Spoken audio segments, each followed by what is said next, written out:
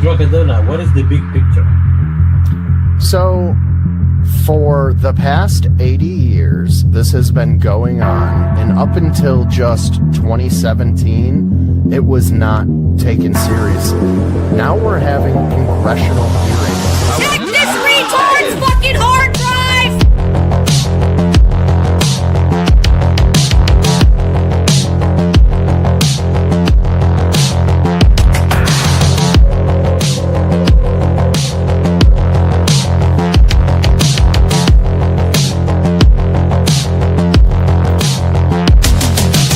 They can do with their minds.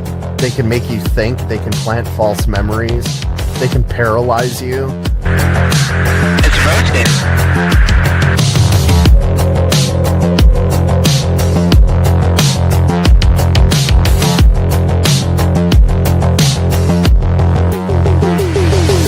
They know who to talk to and who not to talk to, which is not true of people who have delusions, or have come up with something which is a reflection of a mental illness. And the only thing that I know that behaves like that is real experience, where something has actually happened to these people. Then the question is, what has happened?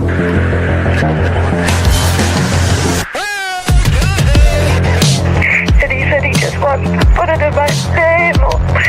It's just a simple test. I don't know, it will hurt. Don't do it. Don't do it. And even though it won't hurt. And he takes a nails to my nails.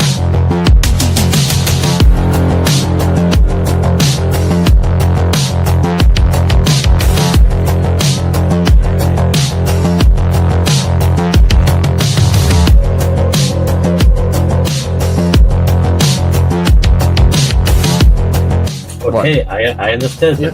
What is the big picture? Well, the big picture is it's progress.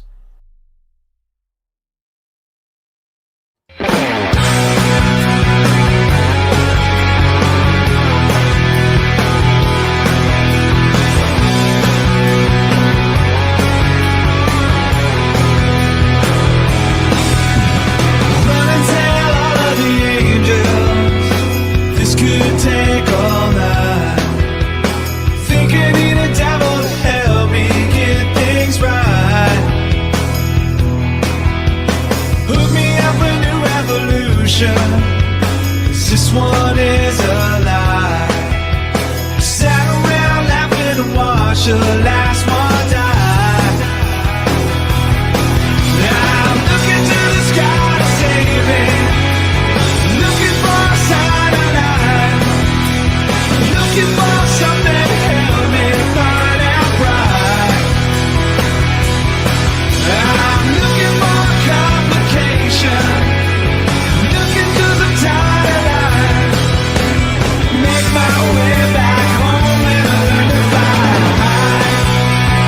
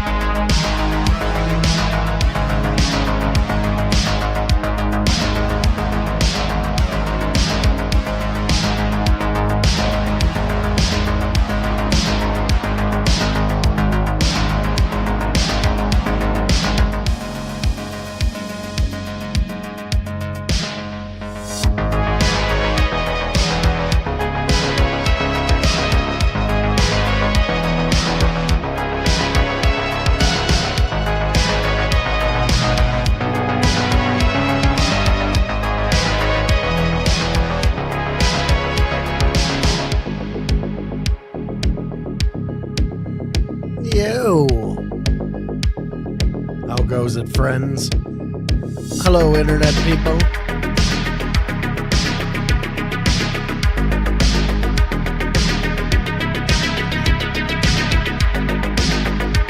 How was your Easter?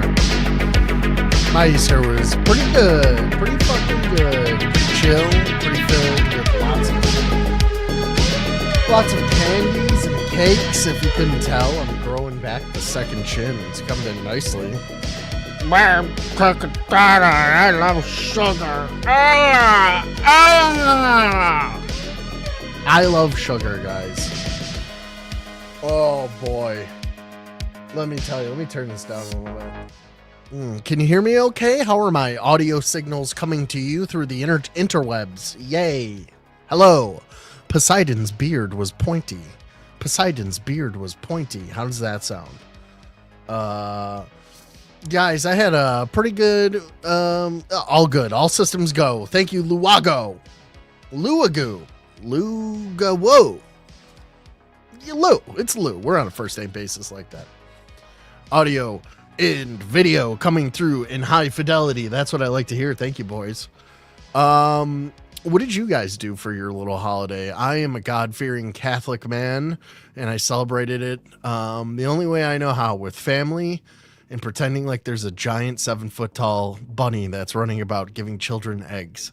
Because Jesus, I mean, whenever I hear that, I always think Jesus Christ of Nazareth, right? That's what I always think.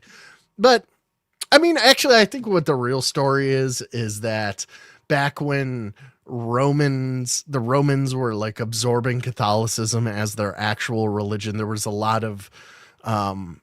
to be dealt with still hanging about from the pagan religions. And the bunny is a symbol of fertility and pagan religion, so they just absorb that, and you get the Easter bunny, and that's pretty much where that comes from. You fell asleep watching Mass. Oh, well, I mean, that's better than falling asleep at Mass, which I've done many, many times. But we did this. My aunt. I say aunt. I get made fun of because I say aunt. My aunt. My aunt who hosted it this year, she fucking goes, dude, there were steaks and a spiral ham and like all the sides you can imagine. And then, oh, guys, do not let me get you started on the sweets and cakes, right? The sweets and cakes. I'm going to be missing feet like Only Use Me Blade soon. I'm going to have diabetic toesies gone. And that's the scientific term for it. Diabetic toesies gone. And I made sure, because during the Christmas holiday, I got gypped. I got Brazilianed out of some sugar cookies, and I got laughed at for it too. Like they were just like, oh, you missed out on the sugar cookies. You didn't grab them when they were up for grabs. Bucko, what a fucking piece of shit you are, Crackadona. Haha, look at us eating all our cookies. So I went out while they were all busying themselves with, boring family talk, catching up. Who cares what any of you people are up to? I went out and I set aside a bunch of bags of cookies and I put them next to my very cool Jordan Retro 4s, and I smuggled a few bags. So I not only have the prepackaged cookies, I have the bag that the cookies came from that are also filled with cookies, like a giant Ziploc bag full of cookies, and some slices of carrot cake. Oh, I'm so fat. I've just been eating cookies and chocolate all day until finally around 6 tonight. I was like, I better eat some real food at some point. It's been nothing. Happy Easter to you too, Skibbity Bob. What's up, Texas Cat? Good to see you, buddy. You bought the second Hollow Knight for the kids. I don't know what that means, buddy. Toe update, they're still there. Although I will say, Lou, not to get too graphic, there is a mysterious crack that has appeared on my big toe right in the middle of it. I didn't step on anything. I didn't kick anything. and it's kind of turning yellow. Is that bad? Is that like a bad sign of something? Is my toes just gonna like fall off? Guys, can we talk about Only Use Me Blade for just a little bit, for just a few seconds here? I watch some of the normie streamers on YouTube. One of them is Pyrocynical, right? He's this little gay English boy who covers like YouTube drama and stuff. And he's like the normie YouTube drama streamer. Like he covers like Mr. Beast and shit like that. Right. Like I've just been sub to him forever. It's one of those like subs that it's like wall paint. It's just there. Right. So I watched a video of him. He was covering Blade. And I'm like, is Blade like mainstream now? Is Blade, do the normies know about Blade? And he was showing clips of like, obviously Blade lost his toes. And I guess a stream sniper stopped by Blade's stream to try and help him up into bed, which is something that you never used to see back in the old IP2 days. Stream snipers never helped you out. Now that we're at the point where they just feel incredibly sad for him that they're breaking into his house to like help him. He's in an assisted living care facility with his mother, taking care of his mother, but really the stream snipers are there taking care of him while he takes care of his mother because he's such an incredible mess. But they showed a video of him like resting with, he had like the blue medical tape over the foot. Well, he had taken that off, and then it was like the white medical tape, or like white. I don't think he's changing his bandages on his fucking toe, like his bad foot. Guys, Faded Bones is here. Hello, Faded Bones. What up? What up? Nothing much. Chilling. How was your Easter, buddy? It was pretty good. Hung out with the family. Yeah. Ate dinner. So, what do like hang Jews out do with on the Easter? Do family. they just light off Skeletons are fireworks? puppeted around with an animatronic device, a Rube Goldberg machine. So they all like move. They move through a sequence. Your throughout family. the night. Right. The skeletons. And Yeah, the skeletons. And, and then so basically it's like I have them. It's like Wallace and Gromit technology. It's like very, very complex, and they all move throughout the house throughout like a timed thing. And it's like, oh, okay, it's time for dinner. I gotta go rush and like put everything on the table for everybody. Blah blah. It was great. Their heads fell off. Do you put on your mother's clothes when it's angry? But it's do you put on your mother's clothes when it's like time for, like, let's say your mother was still alive and you guys were sitting down for Easter dinner and it's time for mother to bring in the main course and she's bringing in the tray. Do you run out of the room and put on a wig and like her dress and then like bring it in? What I'm trying to explain is too complex and not even really that funny. No, Crackadona. The skeleton is set on strings and wires, and she comes in like on wheels, like shaking, like and like she's spilling it and shit. Yeah, it's like her arm falls off. Well, that's fun. And then it falls onto the table. Cool. I like that. I saw that. Well, so the Artemis rocket mission went up. That was pretty neat. I missed that entirely. I was at work. Really? Faded Bones was attempting to do an Artemis 2 launch spectacular. Like this big. I was like, yeah, okay, cool. Well, it wasn't even that. It was while the launch was going on, you had both Drewskis screaming at the top of your lungs, and for some reason, your last 3 streams you thought it's a great idea. I'm gonna turn my mic all the way down and theirs all the way up, so that you like talk normally and nobody can hear you. And I'm the only one in your chat that like cares to tell you that they like the people who watch you.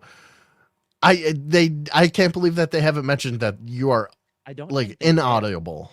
I don't think they care. I think that's probably exactly it, Faded Bones. They just do obviously not care. neither do I. They're not there to hear what you have to say. They're there. It's more of a visual spectacle. Faded Bones' podcast is a visual medium only. Visual Strictly spectacle with auditory hallucinations that may or may not come from your own mind. Did I hear about the cop situation Sunday morning with Blade? Was that the one at the hotel room? About. There was like basically exactly what you're talking about. A cop came in and he's like helping him up. No. That was a viewer. It was a stream There's also sniper. a cop. This is a Yeah, separate thing. that. So I saw a cop video where it was at like a hotel room. I don't know if that's what he's talking think about. it was Like Blade Blade went out. Blade like went gambling somewhere in Vegas, got a hotel room. They called a welfare check-in on him. I'm not really sure. I love Blade. Deep fried potatoes. Tighter with mustard on.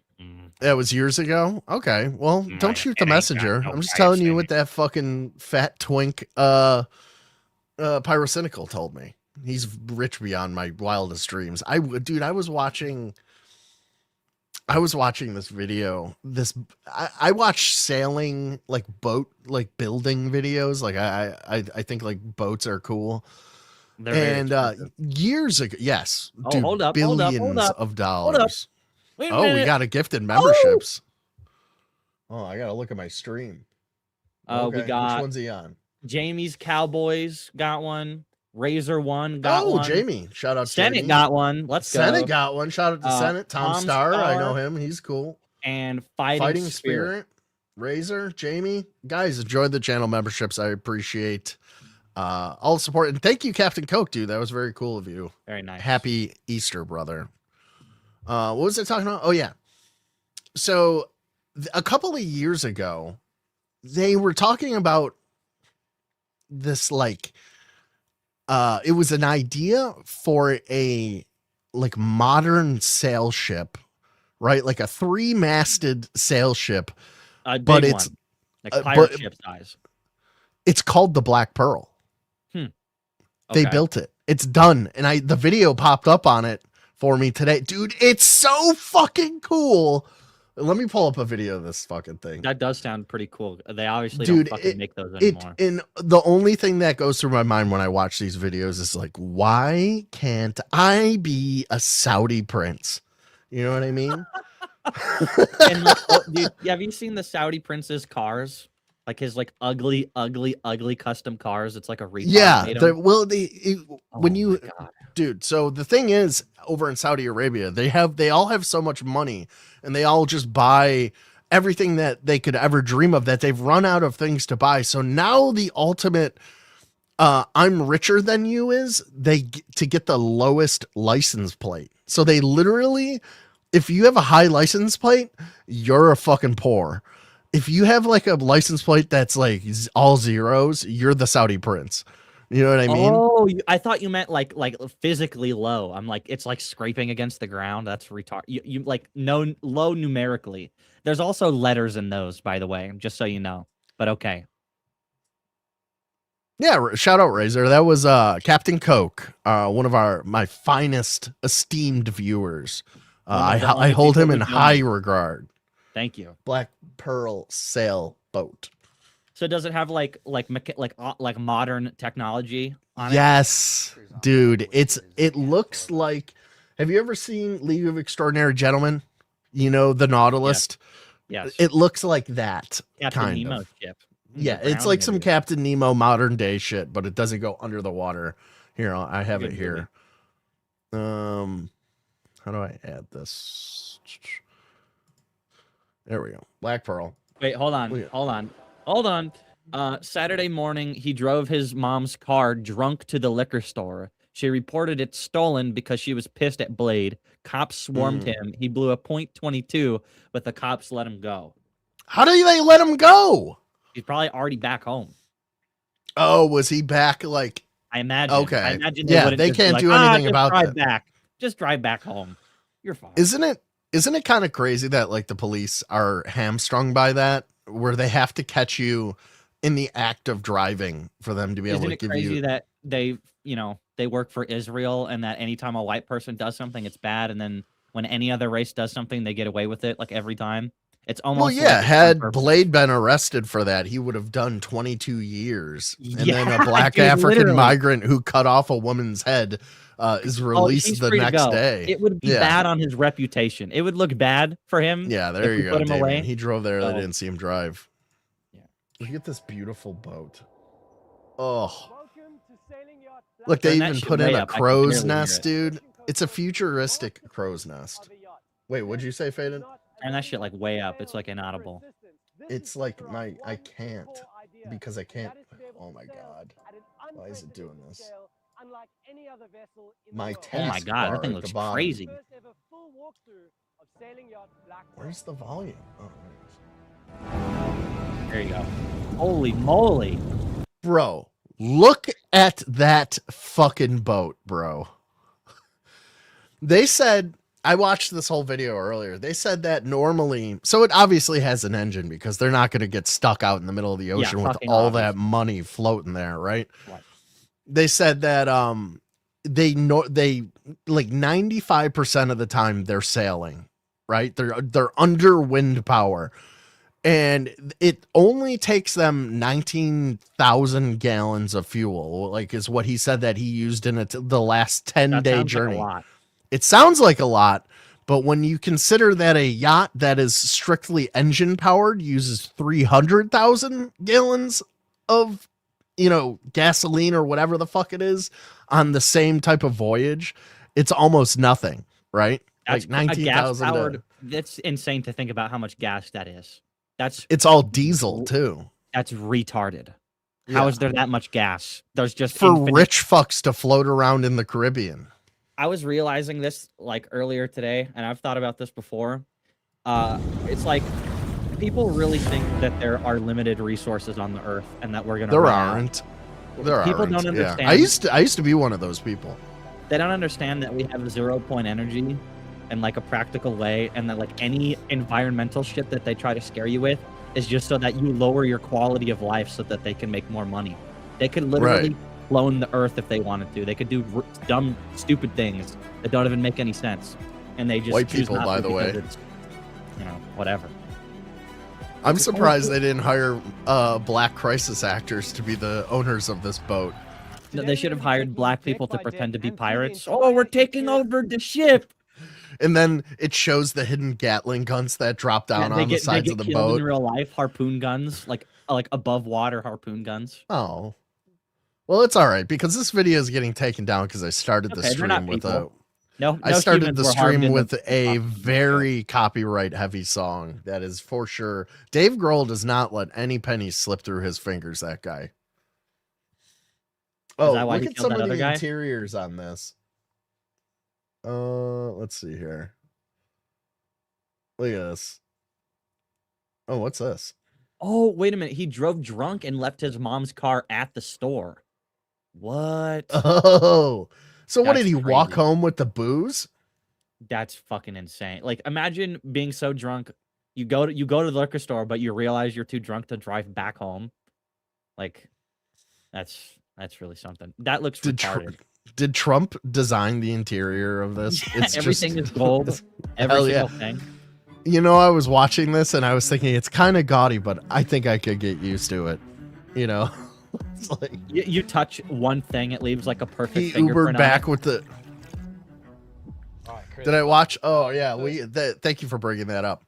Did I watch the episode, a JRE episode with Bob Lazar? So what's your opinion? I've been a believe in Bob for 30 years. I go back and forth on Bob. Yes, I did watch it. Is it new?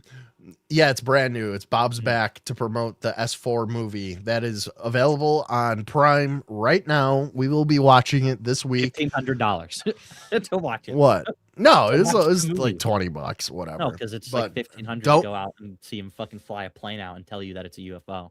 But no, guys, I didn't do that. But he did. You're thinking of Stephen Greer. They literally are the same guy. Bob Lazar never has ever done anything to like scam people out of money ever in his life. The same guy to me. They're old alien UFO guy that looks like a fucking alien and has an alien last name. Bob Lazar's the guy he's the reason you know about Area 51. His last name is Late. I've brought this up before. His last name. Yeah, I know. It's like Lonnie Revelation Zamora, of the Method. Got it. Check. Lonnie Got it. We got it. Lonnie Zamora. Lonnie Zamora, yeah. He was a cop in Arizona who witnessed a UFO landing, an egg-shaped UFO landing. Do you want to? Laser. Zamora. Play the video. Well, I'm not done answering the question that somebody posed to me from chat. Dude, it's like he does the fucking Men in Black the GRE, laser flash thing to my Joe brain. Rogan, Bob Lazar thing. Yeah. With Bob Lazar. So what's your opinion of it? Okay. So I go back and forth with Bob. What I think is actually probably the case with Bob Lazar is that he was friends with John Lear, and John Lear was a CIA pilot. And I think that John Lear, who was the father of all conspiracy theorists, if you don't know about him, go on a deep YouTube rabbit hole. Those videos are awesome. He covers he's the OG Kurt Metzger. Like, Kurt Metzger is privy to every conspiracy theory like known to man currently. And John Lear was like the OG CIA spook. But anyways, I think that John Lear could have potentially set up Bob Lazar to get the information out. Not that the information is incorrect, but even if Bob Lazar didn't work there, all of the shit that he says is 100% true. Like, I absolutely believe that to be true. The hand scanners, the bone hand scanners, you ever seen those? Bob Lazar talked about those in the 80s and they turned out to be real. Nobody knew about that. Nobody knew about Area 51, really. Nobody really cared about Area 51 until Bob Lazar came out with his story, and now everybody associates it with aliens and UFOs. Bone hand scanner, like what do you mean by that? So before they had like fingerprint scanners, they had these things. It was like a metal slab, and it had these metal spikes on it, right? Shoots fucking X-rays through your hand, and it measures the distance between your bones, and that's how they tell who you are. Insane. And it's what's a real fucking thing too. He changes his identity to be like the other guy. It's like kind of a futuristic movie, and he like not sure. But if you look in Close Encounters of the Third Kind, there's one of those hand bone scanners in there, by the way. I gotta clean off. I eat like fucking Miss Piggy in front of my screen. It's just like food specks and liquid droplets on my shit. What the fuck? Dude, Here we go. Okay, computer clean. Yes, queen. Oh, I knocked my camera. Yeah. I almost knocked my camera into my dildos. I almost knocked them all over. I would never leave my dildos bandied about. I take care of my utensils. They're on the wall, silly. They're not on my desk. These are my tools. My tools. My dildos. Let me see what I got. If I got anything saved up here. First Contact says Crackadona eats the same way that Kay cooks. That's horrific. Lee, what? Like smash your pumpkin-sized molds. They're getting too big, Lee. One of them's gonna pop. Nobody knows what we're talking about. I don't give a. They don't know what we're talking about. I mean, literally nobody knows who Kay is, except for First Contact, who's in the chat and commented that. Not me. There. Whoa! What the fuck? This video says, "Oh, this is a wholesome Easter video we could watch together as a proper family." It says gore warning. Gore warning. Not a gore warning. What does it say? It says stunting on these Jewish niggas on Easter like. Okay. Just there we go. Are you fucking flipping off all the Jews at the Chinese place? No, Jesus. Hell yeah, dude. Jesus Christ! Jesus Christ! Wait, He just what? kept going. He was sliding on the water still, or on the land. Yeah, that's funny. I saw Asmod was playing I Am Jesus Christ, which is like a biblical video game that some religious kooks made.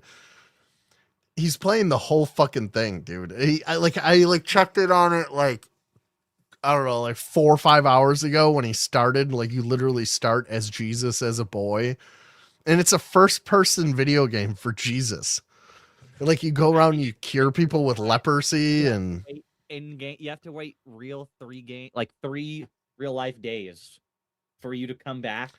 That's what somebody said, that there's a 3-day debuff between the like a literal Sure. 72-hour debuff before the end of the game. That's so funny.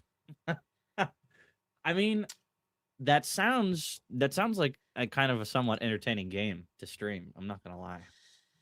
I mean, it got that's boring. I really had to move boring. on. It got boring. It's like, oh, it actually takes 30 years to beat, like real time. You have to actually be Jesus.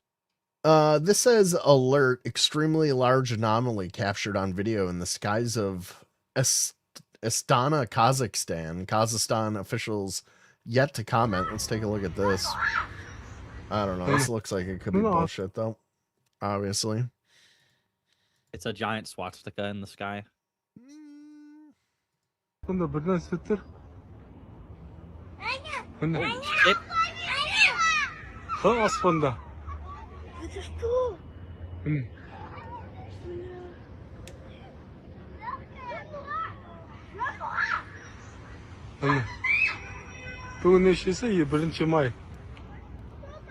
Razor, I'm gonna probably watch a little bit of that tonight.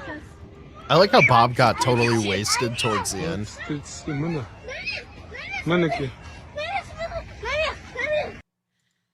All right, so there's that. That's pretty interesting. Can't prove or deny that. What else we got here? Jesus, why can't I go to my page? Go to my page. There we go. Go to that. Then go to likes. Go to the things that Crackadona liked. Oh, here we go. Have you guys ever been aliens? Well, it's a lot of like well, for instance, today it's been a lot of Easter celebrations. I like to see how other people celebrate Easter around the world. And here they are celebrating in a traditional Easter celebration over in Poland. Stop screen, share screen. I hate this so much. Here's how they celebrate Easter over in Poland. It's a giant Jewish effigy, and all the children are beating it with sticks, as is tradition. I like how it's 1 frame per second. Get him, kids! They killed Christ! This is like the end of Weapon. Oh, they threw it over a bridge. Oh, that's pretty cool. Doesn't Poland just seem like the white homeland? Isn't it funny that every single time you hear about Polish people, it's about how stupid they are? And meanwhile, they seem pretty smart to me. I don't know. They seem like the smartest people on the planet, if you ask me. Bunch of Albert Einsteins over there, from what I know. Look at you, ironically, Poles, with Albert your Einstein fucking was a giant Jew. brains. But anyway, yeah, Albert Einstein, a Jew, supposedly the smartest guy in the world. String theory. I'll leave that for you, Crackadona. You can put the pieces together. No. He didn't start string theory. But he's the smartest Jewish guy ever. Well, I mean, equals MC squared was pretty good. Yeah, but I mean, he probably stole that. His theory of relativity. He wrote, did not get famous for it. It wasn't until like decades later that people realized, like, oh, this nigga cracked it, and then they like heaped all the praise on him, and he was already like an old guy. He didn't do string theory? No. Who did string theory? After Einstein, after the Manhattan Project, string theory came out. And that was because during the atomic era, they discovered 0-point energy, and then they needed a diversion, a red herring to, was it like Niels Bohr or some shit like that? I don't know. Oh, we got another UFO video here. We got, we observed the sunflower seed shaped object not moving, quite stationary for about 5 minutes until a cloud obscured it. When the cloud moved out of the way, it had disappeared. My son and everyone at his workplace saw it 20 miles away 12 minutes later. We made this recording in the afternoon of March 28th, 2026, 1429 in Folsom, Louisiana, USA. Okay, that's pretty compelling. Let's see what we got here.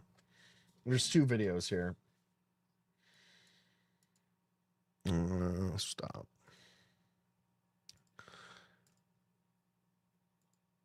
There we go. It's like a disc. Look. I don't know.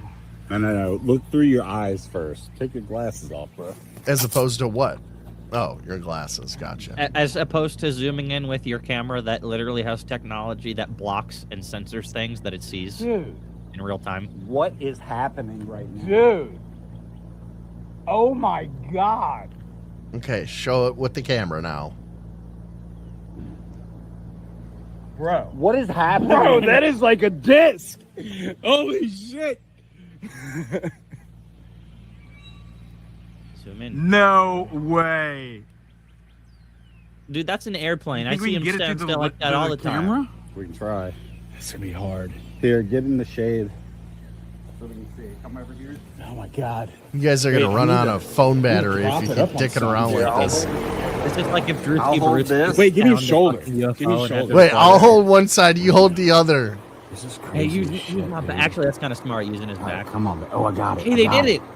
Damn, they actually did it. That's pretty good. Oh, looks like a booger. Hang on. Yeah, but that's just in the sky, though. Yeah. Take the autofocus off your camera. Do you know how to do that? Nope. Me neither.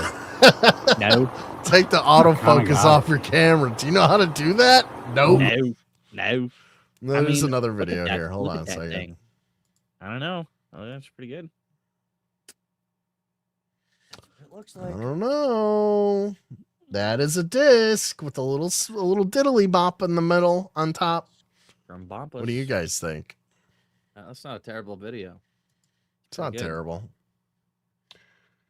That one where it's like rotating in the sunlight is probably still the best one that I've ever seen in my life. It's like the one guy. Yeah. it's You literally- know what? The thing is, it's lost forever because I don't remember where I found that from. I might be able to find it again. Here we have It's a really good video. going back to the Eisenhower meeting at Holloman Air Force Base. This shit keeps popping up on my my timeline The here. Egyptian head. Yeah, the Egyptian aliens, like the meeting with him. Here is a former legislator, Henry McElroy and Manuel Kirkland, each recount testimony tied to that claim, which I thought was kind of interesting. We'll take a look at this.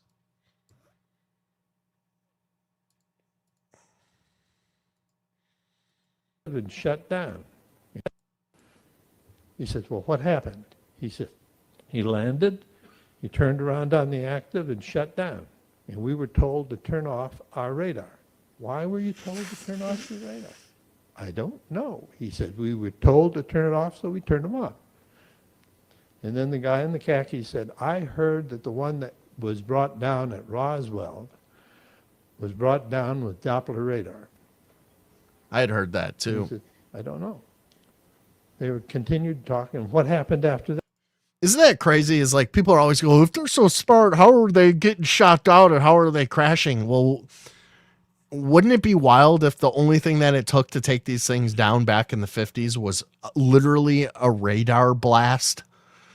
Because you gotta remember radar technology was brand new, right? We had only had it for maybe a decade going back to the war. And even then radar, like radar towers where, spins the beam around and shit. That was only like towards the end of the war that we had that.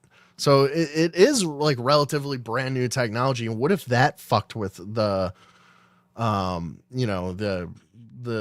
technology that steers these things or whatever? He said they came out. I think over maybe the mountains original across ones the proving ground, would have had this quite defect sand. because they weren't like the they didn't know that ones we in had that. Roswell, right? Yeah, like they had no idea. Like, oh my god, but Right. every single They one probably after very that- quickly patched. There was a patch, an alien patch after that.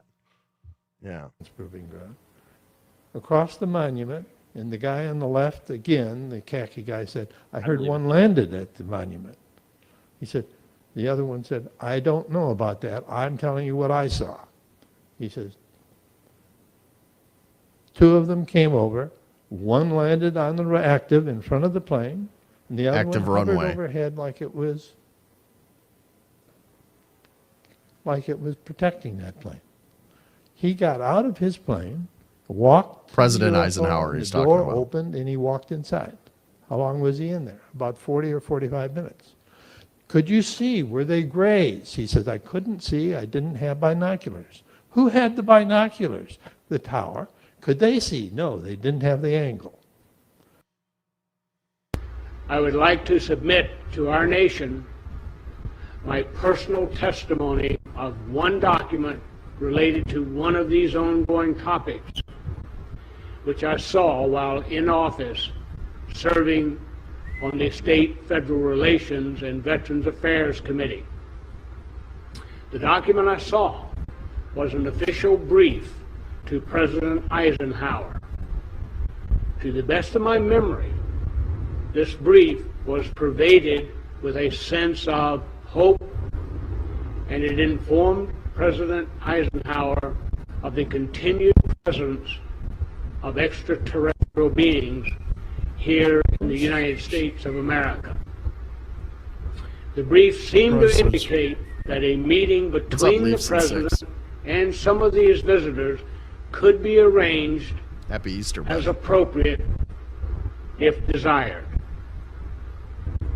The tone of the brief indicated to me that there was no need for concern, since these visitors were in no way causing any harm or had any intention whatsoever We promise. of causing any It's unfortunate disruption. that this guy is impossible to listen to. Like his voice is like a mimetic agent. Like when he speaks, like my mind is just like he's just impossible to listen to. Leafs in 6. Did the Maple Leafs make the playoffs? Because the Buffalo Sabres clinched yesterday, by the way. Then, First time in 15 or in the years, future. brother.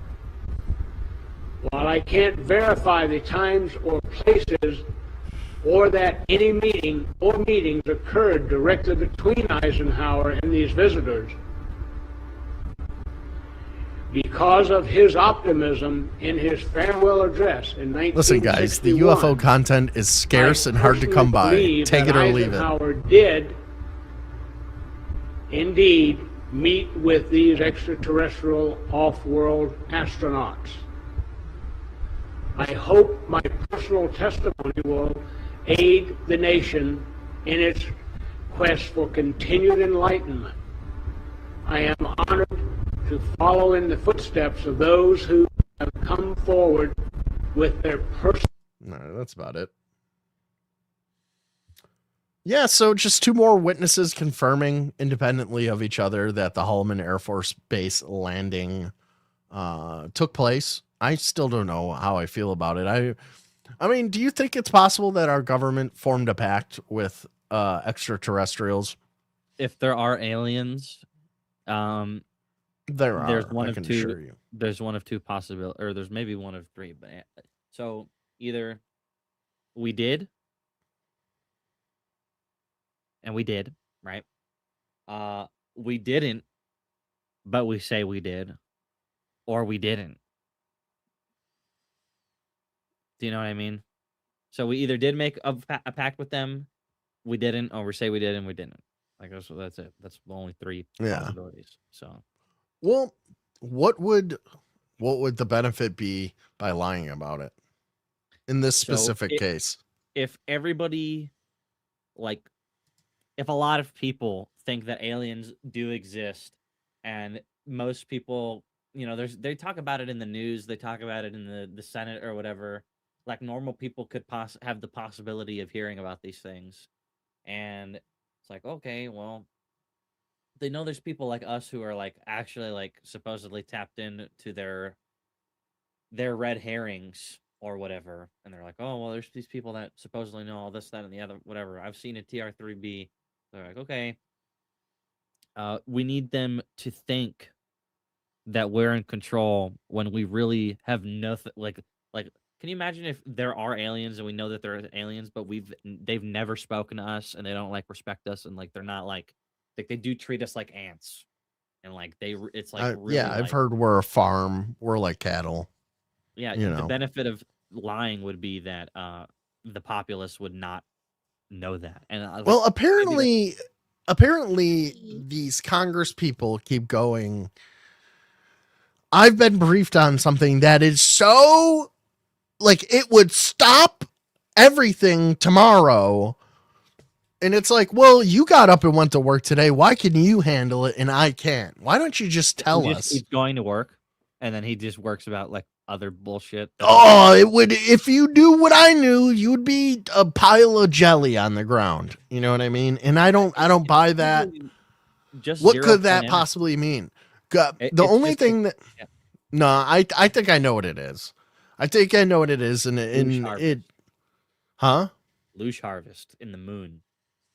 Yeah, it's something like that. It's like, they created us just to harvest us, right? We don't really have free will, or they created us and there was an unexpected, huh? Like everyone has free will, but if we're in a farm, it doesn't matter. It's like, well, I have free will in the farm.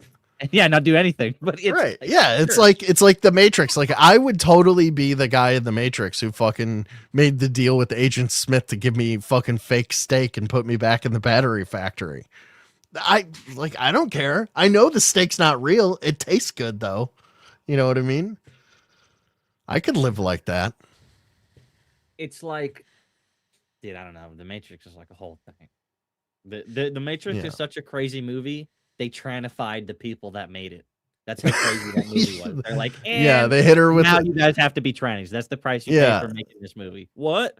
Well, it's like in the video I played at the beginning, they had Troon goo. Did you notice that?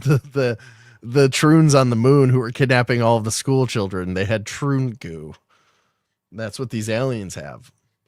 Anyways, another one of these people who are talking about all of the crazy things that they've been briefed on, Senator or congressional member, Congressman Matt Gaetz, who is one of the more famous members of Congress. He's outspoken. I think he had some trouble with cocaine and hookers, but who hasn't? You know what I mean? A cool guy. He seems pretty neat to me, but he had an interesting podcast appearance. This is just from the other day, like not even a week ago. He said this. Listen to this, Faded Bones. I think the most important information will be the biologics that are not human that have been discovered. And like even some of the briefings that aren't classified just need to be out in the public. I mean, I had someone come and brief me who was in a military uniform, worked for the United States Army, that was briefing me on the locations of hybrid breeding programs where captured aliens were breeding with humans to create some hybrid race that could engage in intergalactic communication. An actual uniformed member of the United States Army briefed me on that. Non-human biologics. Oh, the hybrid breeding program has been a part of this since the beginning. I've heard stories about this. Actually, you know what kind of scares me about that? Huh. You know who's really into that? Who? Kramos? Our boy. Which one? J.E. J.E. Like somebody we know or like Jubity Epstein, like Jeff. Oh, well, he was into eugenics is what he was into. This sounds like, oh, there's hybrid breeding program. No, there's programs and not to be. Don't ever refer to him as our boy ever again. By the way. What if Crackadona? What if he's a fucking reptilian, like Jewish space pedophile? And it's literally alien breeding programs, and that's what that was. And this is what he's talking about. That for sure is part of it. Like what if you read into any of the abduction phenomena that's been going on for the past 60 years, many cases of sexual organ harvesting, going after eggs. There's been even stories of like this guy, like I read this one where he like went to a UFO conference after he did like reduction therapy and was able to remember that he was abducted by aliens. So he started like seeking out people with regression therapy, hypno-regression therapy. Reduction therapy. He started seeking out people who had similar experiences to him, which took him to a convention. And at one of these conventions, this little girl like came up to him and was like, "You're my father." And she had abnormally large eyes. Like, have you ever seen the Alita Battle Angel? No. Yes, like that, but I was also gonna say the System of a Down video with the circus freak kid. The weird that's an kid. alien human hybrid, that kid. That's true. You're 100% correct. Yes. Just like that. And the theory is that one of the theories is that they have reached the conclusion of their evolutionary like road, which is like, you know, they don't talk with their mouths, they talk with their minds, they have no use for like physical abilities, they can do things telepathically, and in doing so they've also bred out gender within their society. They have no real way of like reproducing organically, and so they want to Can they live forever? Take some of that DNA back that isn't so fucking like folded in on itself and refresh it with some human their DNA. Genome is like full. It's like literally like right. But can they live forever, or do they have, or what? Because I would assume they could like move. Well, here's the other thing. One of the other hypotheses is that they are like, let's say they're grays. Let's say the grays, we'll just for the sake of argument, we'll say that in this context, they're grays. Just say alien. So they're alien. They're these like highly evolved aliens who have mixed themselves with like technology, right? Like had the AI like God merge with their like consciousness. They had their like instrumentality program go on. And in doing so, do you know what you lose after so long? Your soul. Your soul. There you go. Well, that's what I mean, heard. Wouldn't it just be one big soul at that point? No. They just lose their individuality. Like how, I mean. So here's the thing. You can't be immortal. You can live forever, but your soul is your real you. And your immortality is that your soul moves on to another vessel and continues to do so over and over and over again for eternity. Unless you if you capture your soul and imprison it in one vessel for eons, you are not living forever. You are imprisoning your soul, and you're actually stagnating. You know what I mean? And then if you evolve your body to a point where it's like you basically don't have a soul, there's nothing to move on, and like you're sort of just like, I don't know, like so trapped or something. Is there a biological aspect to the soul then? I don't think so. Well, why not? Well, okay. How would I know? I don't know. I'm just asking because it's kind of interesting. I've never. What's up, Kenneth? How are you, buddy? About this. And we've never talked about this either. Okay, so like Saturn's cube. So like the oldest guy in the Bible Fado was talking about that. Was like 900 years old, right? Moses. No, Moses was like a couple hundred years. Yeah, Enoch. It's like an E word. Yeah. Well, did you know that Enoch never died? No, yeah, God took him up to heaven. He just took his ass. He became so old. God was like, okay, and the chariot. He took him. He was God's favorite chronicler. Like he had God had a guy literally come around with him and write down everything that he did. And this motherfucker Enoch did it so good that he just was like, "You're coming with me." Really, really cool guy that he likes. He's like, "Hey, that's my guy." Yeah, that's my guy, Enoch. He made him in his image, so to speak. Yeah. But whatever, yeah. Yes, that is a very cool thing. So that guy was like 900 to 1,000 years old or whatever. He was incredibly old. Let's say that's like how he's old, still alive, some say. Let's say that's how old people can be, is like 1,000, right? Mm-hmm. At what point does your soul die? Does it die at 1,001? Does it die at 25,000? Does it die at 100,000? Does it die at 1,000,000? Like what? Like in your opinion, when do you think you would start to like? Of course. I don't think it's your soul that breaks out. I think it's your body that eventually gives out, no. and then you have to like take if on a you new were one of these container. immortal aliens and their soul dies after a certain amount of time, right? Like, how long do you think that takes? That guy was 1,000. His soul wasn't dead. So I'm saying. Oh, I see what you're saying. Right. Like, at what point does the soul die? It's hard to. Yeah, I don't know. Maybe 1,000,000 years, something like that.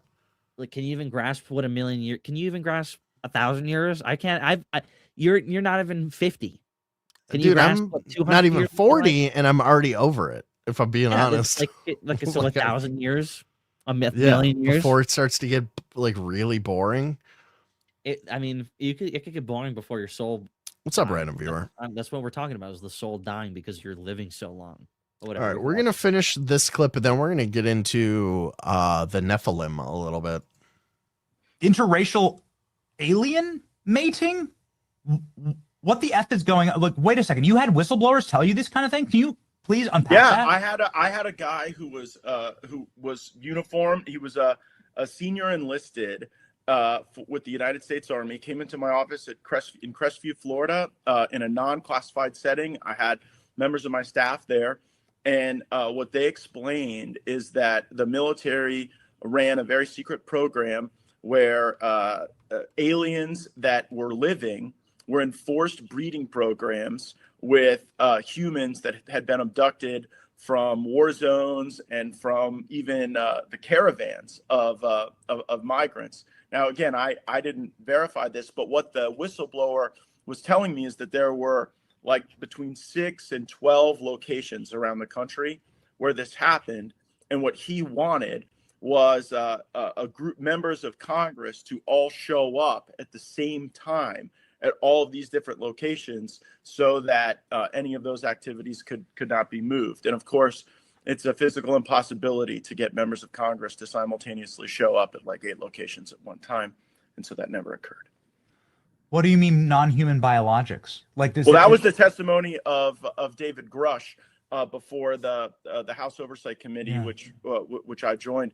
And the testimony was that in crashes of craft that had been recovered by the CIA and through a special program that the CIA had for crash recovery, that it wasn't just, the hard materials, it was also biologics, but that they couldn't identify a human source of those biologics. All right, pretty interesting.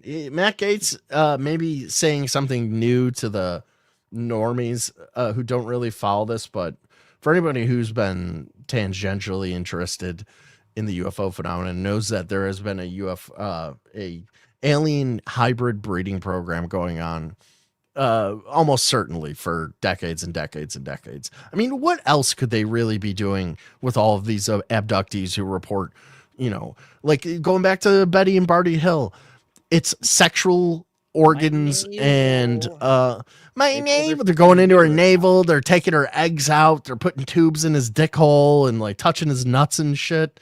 It's always like sexual reproduction. It's like centric. Like these aliens are fucking doing something.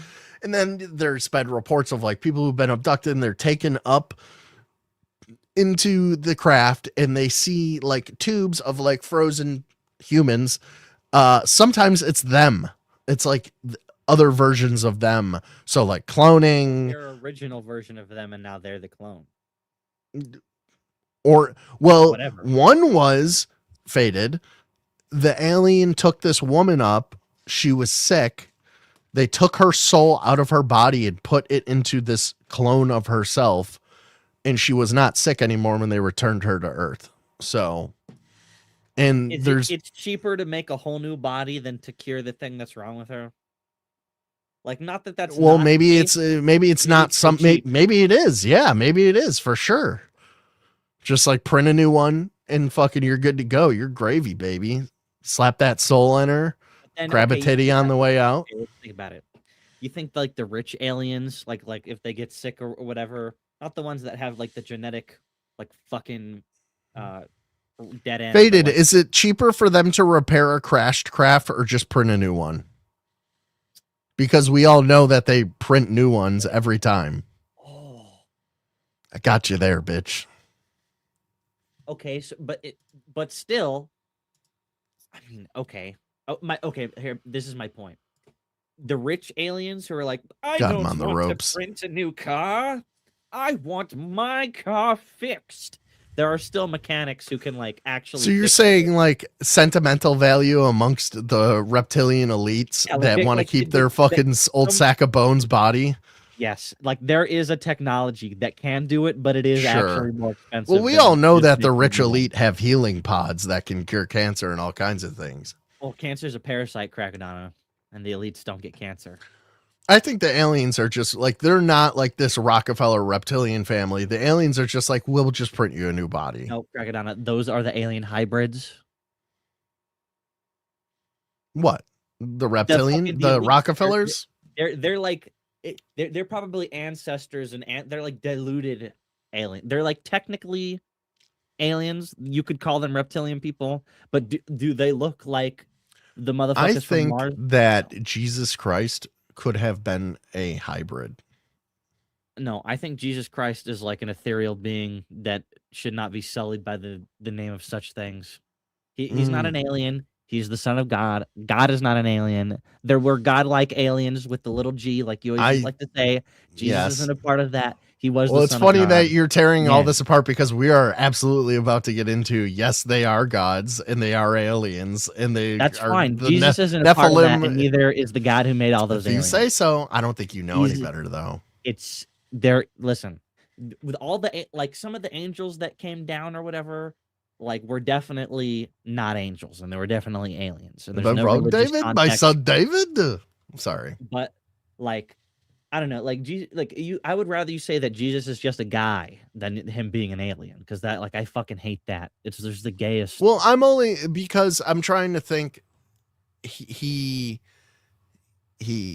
got taken up somewhere, right? Because God is real, But like you know, they don't. I'm not talk sold about- on the theory, by the way. I'm just it's a th- a No, I thought know, that but I've they had. didn't. They never teach you this in like school. I went to private school. They talk about God. They never teach you this in school. Like, oh, well, you know, God, we're the only thing that God ever created. People would ask, like, did God make aliens? And then the teacher would be like, Yeah, sure. even the Vatican says that. But like, if there are aliens, then obviously he made everything, right? So then he would. He Well, doesn't the care if aliens come here and admitted talk to that us. there is a God, even more so than their like. They little better. God. They fucking better, dude.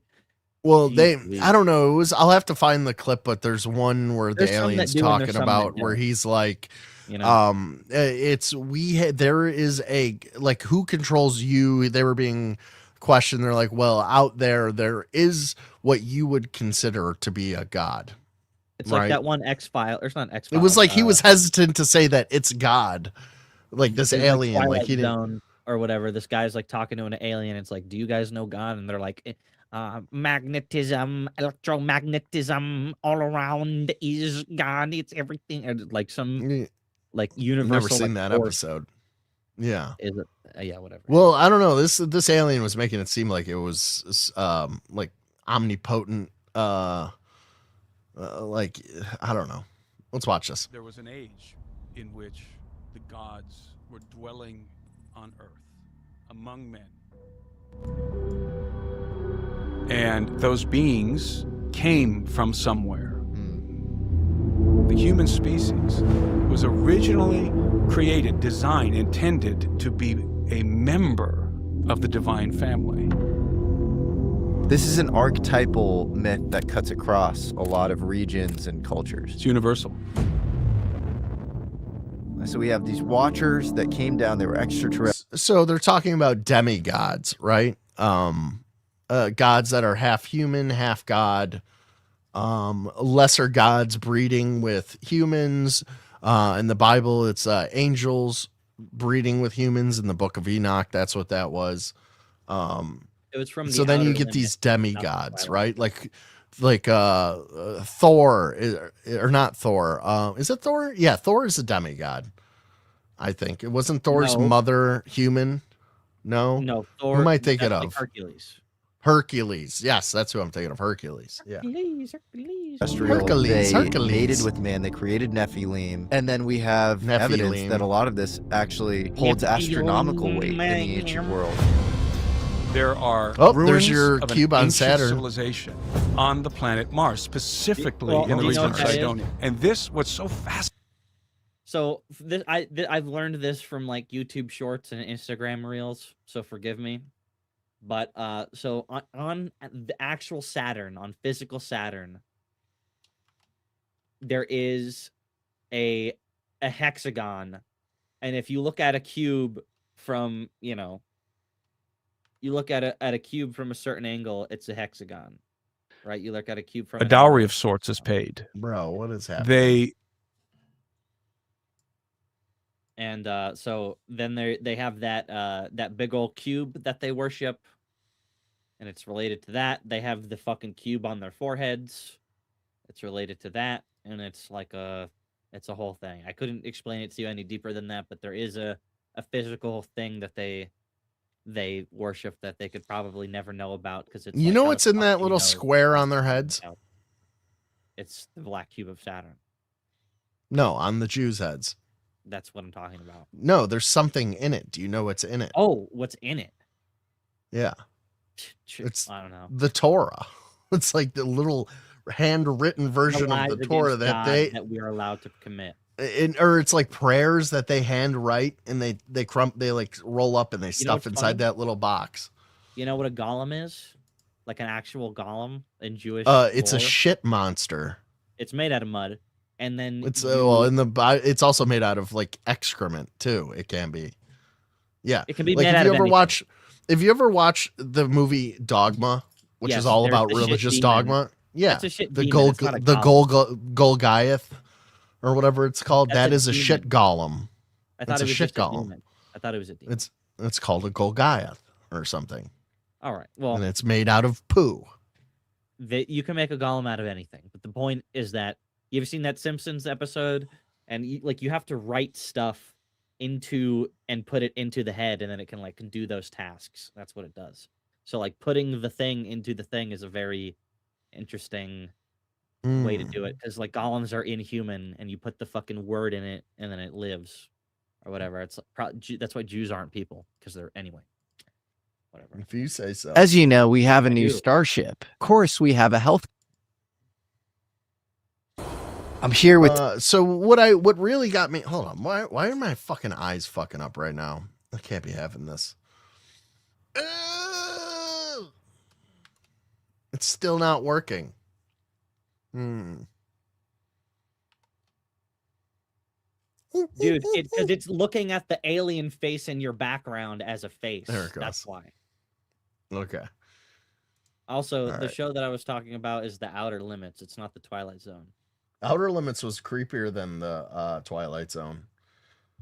All right, so this is why I wanted to play this. Do you guys know about the Kandahar giant story?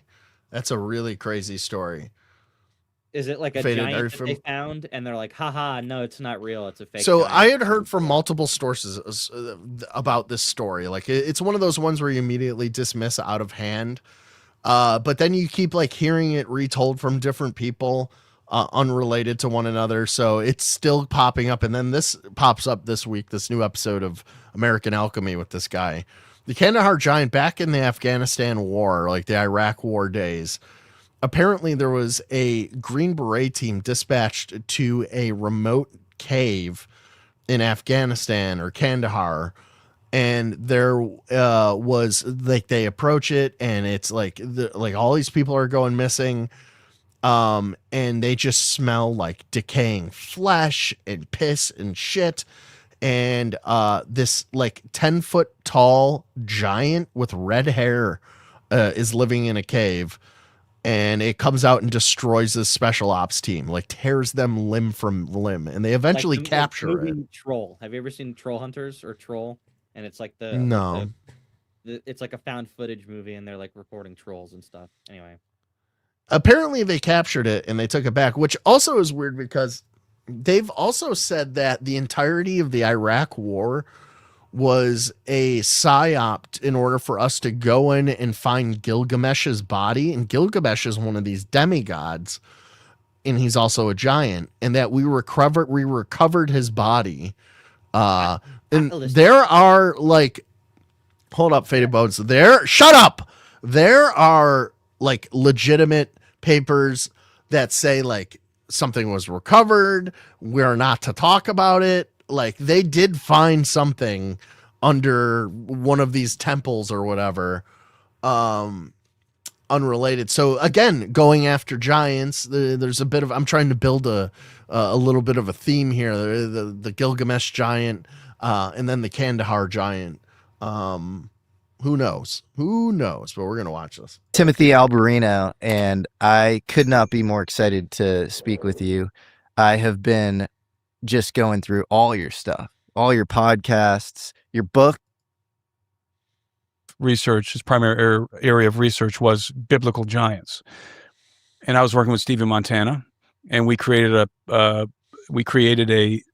production company called Gen 6 Productions, and we were making a film series at the time called True Legends, which was focused primarily on giants, right? And looking for evidence of giants and so forth. And in the midst of this, Steve was contacted by an elderly woman who told him that her son had a story that he needed to hear, but her son did not want to come forward because he was still active duty. And she said, my son has a story, you need to hear it.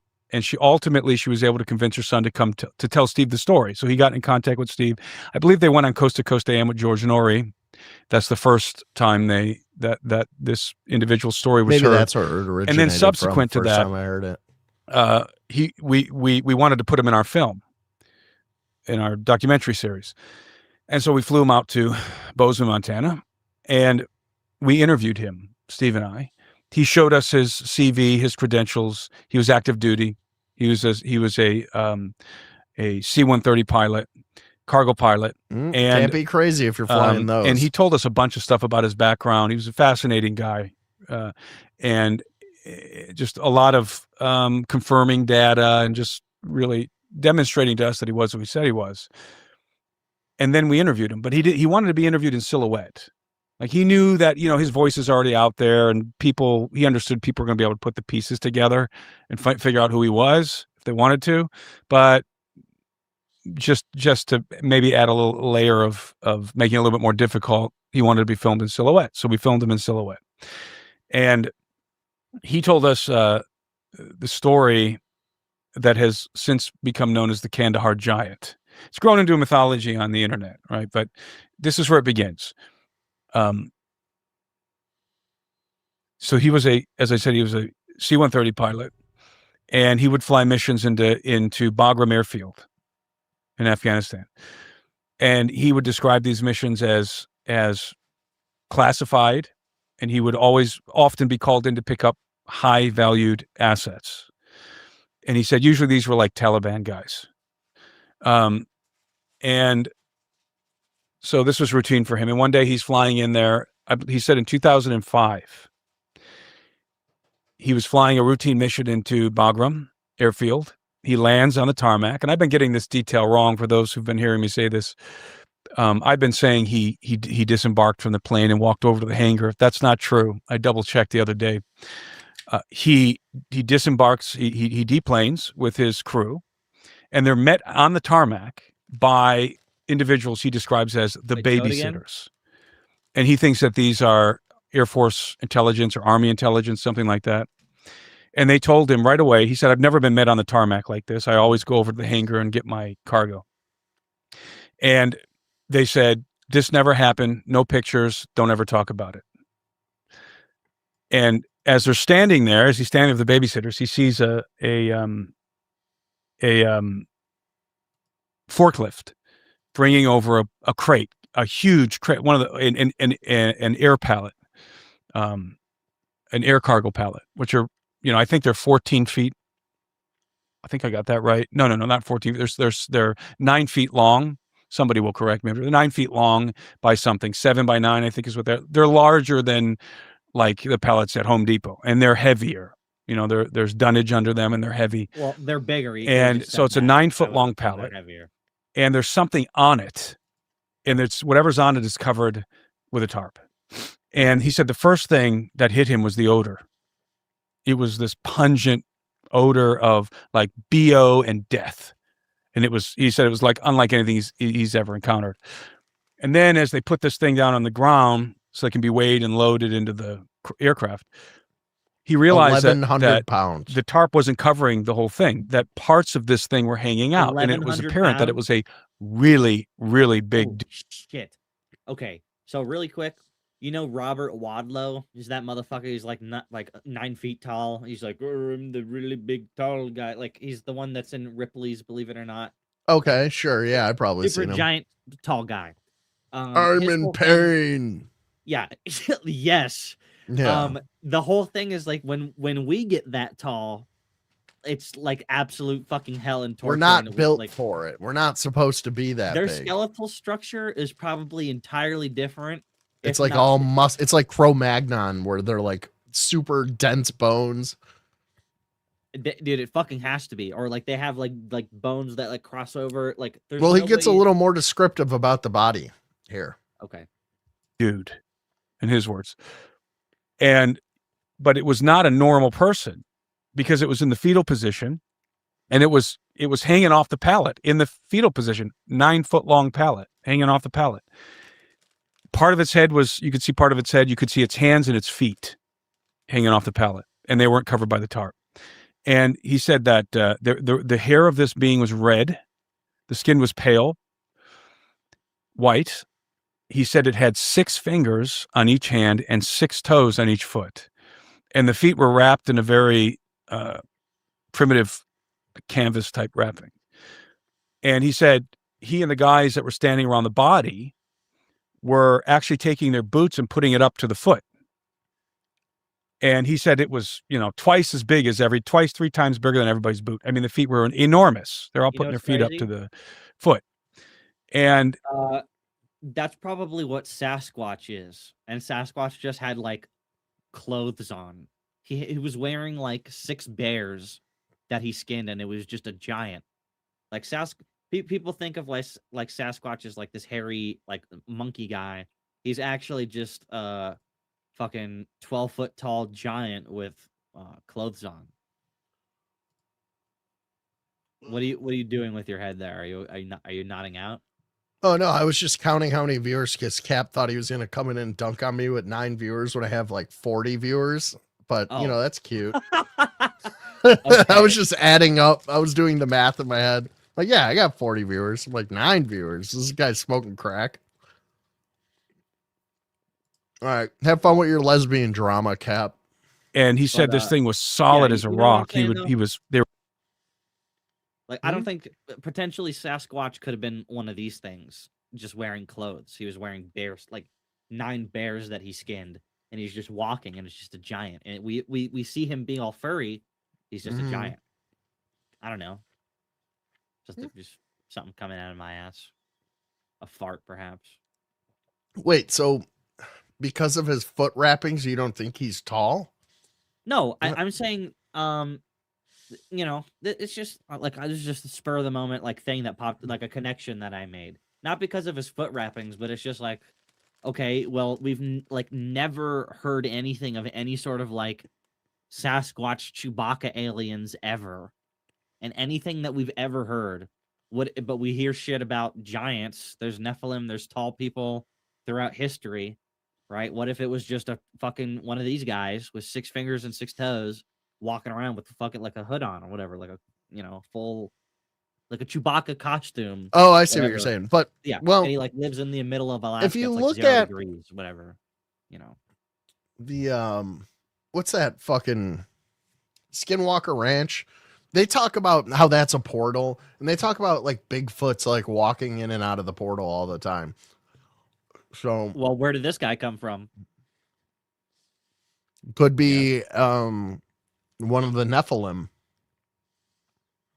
So are like Nephilim, like God created the Nephilim, and they're like giants, and right? They're like David and Goliath was. The Goliath was a Nephilim, right? Or forget the God thing. They're aliens, and they fucking brought down these beings back in the day they're and fucking tricked aliens everybody from into Niagara. thinking that they were gods. You know, it would explain the 20-foot tall like doorways at the pyramids and shit. We're all kind of Not tapping just it on the the top. pyramids, like hella places And he got said it was like a huge- brick. I mean, this thing was huge just doors. like solid muscle. He said it could have been some rigor mortis or whatever, but I mean, it was apparent from what you could see of this dude that he was a brick house. So how tall? So the pallet was 9 feet long, and he's in the fetal position. So they estimated his size at 10 to 12 feet tall. Wow. They weighed the giant. They weighed this being because they had to weigh it. The loadmaster had to weigh it before they put it on the C-130. He weighed, the whole thing weighed, I think they told me, and I could be wrong, but I think it was 1,500 pounds. And then when you subtract all the dunnage and the pallet and whatever else, I know that the final. That's a true stupid thing that he just said about the Canadians. And also, if you look at the Artemis 2 Canadian rocket patch, it has a Bigfoot on it. It has like a beaver, a bird, and a Bigfoot. So the Canadians are all on board with Bigfoot being real. Weight. That's the most American Was 1,100 English pounds. thing that The really final weight was Benjamin 11. I mean, he told me will for ever sure. say. He said the weight was this thing weighed 1,100 pounds. And He's French, remember? so you can imagine, let's say it was 12 feet tall, 1,100 pounds. So, I mean, this thing weighs more than like a Kodiak bear. I mean, it's a massive, massive guy. And then, he was asking about the body, like, where'd you guys get this thing? And they told him that they had heard, they didn't know, they didn't have firsthand knowledge. They heard that a group of guys got lost somewhere out in Afghanistan, that this group was out there. These military guys were out there doing something, recon or something like that, and they weren't reporting back in. So they sent out another group to look for them. Another team went out to look for that first team. They did not come back. And when that second team found them, they found them either at the mouth of a cave or in a cave. I can't remember where, but it was in the vicinity of a cave. And they were all dead. And this gigantic humanoid was eating on one of them. And they were able to kill it. They were able to take it down. So it killed the whole first team. That's what he heard. Now, again, that's what those guys had heard. So maybe that was just a rumor. But either way, the giant was airlifted from the Kandahar region and deposited at Bagram to be picked up by the pilot. And so he loaded the giant onto the aircraft, and then they transferred it to Qatar, a base in Qatar, and that's where his interaction with this being ends. So he was part of the transport of the body. Yes. And he told me he heard through the grapevine. He said, I don't know if this is true, but I heard through the grapevine that the giant ended up at Wright-Patterson. He said, I don't know if it's true, but that's what I heard. And he was sure that the being was dead while he was dead. Okay. Yeah, it was definitely dead. Was it shot? Yes. They filled it full of ammunition. So I mean, the thing, and from what he said that it took a lot of firepower to take him down. Jesus. Did he sound kind of traumatized as he's telling? No. He sounded very fascinated. Like, this crazy thing happened. Here's what happened. Yeah. He wasn't traumatized because he didn't, he wasn't involved in the interaction with the giant when it was alive, and he didn't know if the story of it eating on guys was true. Sure. So that's just what they had heard. So he's like, I can't confirm that, but this is what they told me. Still, even seeing the thing, it's like, fuck, that's pretty crazy. Yeah. Yeah. Since conducting that interview with the pilot in subsequent years, I've been able to confirm that story by several sources, or have that story confirmed by several sources. And I have to be very careful because I want to protect these guys. And I should say, before I get into that my colleague who I referenced earlier, L.A. Marsuli, he had a guy come to him. And this is important because this was confirmation of the story that we had heard from our pilot. L.A. Marsuli had a guy come to him, a different guy. I think he was a special ops guy from I don't remember what branch, but he told L.A. Marsuli a very similar story. Most of the life that fills about Canada the Kandahar now giant is Indian. We don't know if it was the same giant or if it was a different one. But in that story, they said it was 2003 2003 as opposed to 2005. Maybe our pilot remembered the date wrong. I don't know. Or maybe they were remembering the date wrong. But in their story, very, very similar. A team went missing. Another team was dispatched to find it. They encountered this giant in a cave. And in that story, the giant skewered one of the guys with a spear. But apart from that, all the details are pretty much the same. So we don't know. LA and I don't know if it's the same story or if these are two separate stories. Sure. So, well, if there's one giant out there, well, after LA told that story publicly, he put it in a film, and after he went public with it, our pilot got a hold of us again. He contacted Steve Quayle, and he told Steve, and then he told me subsequently that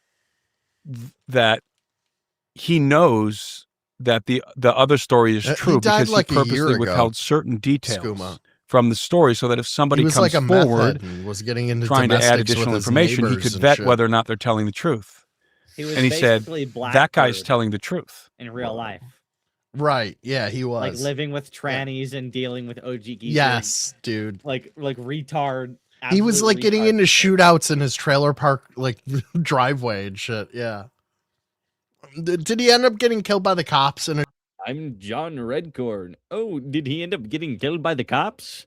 Crackadona says as he gets killed by the cops. An ironic move, if I've ever seen one, played by God. My bad. Fucking, I hit the back button on my mouse. Okay, this is what I was talking about before. This is like short. It's like a 30-second minute clip. Smell. Molecules flow through air to olfactory lobe. Eat. Carbon cycle. Plants, animals, H2O. Talk. Communication. Is that why mouth all moving? You hear me, don't you? Yes. What the fuck is this? You have life? No. This is the first episode of The Outer Limits. So they made a remake of The Outer Limits in the late 90s, early 2000s. That was like way creepier. Okay. The same. You are carbon cycle. We are nitrogen cycle. I'm probably gonna get me fucking struck Where for you this. are. Do you have death?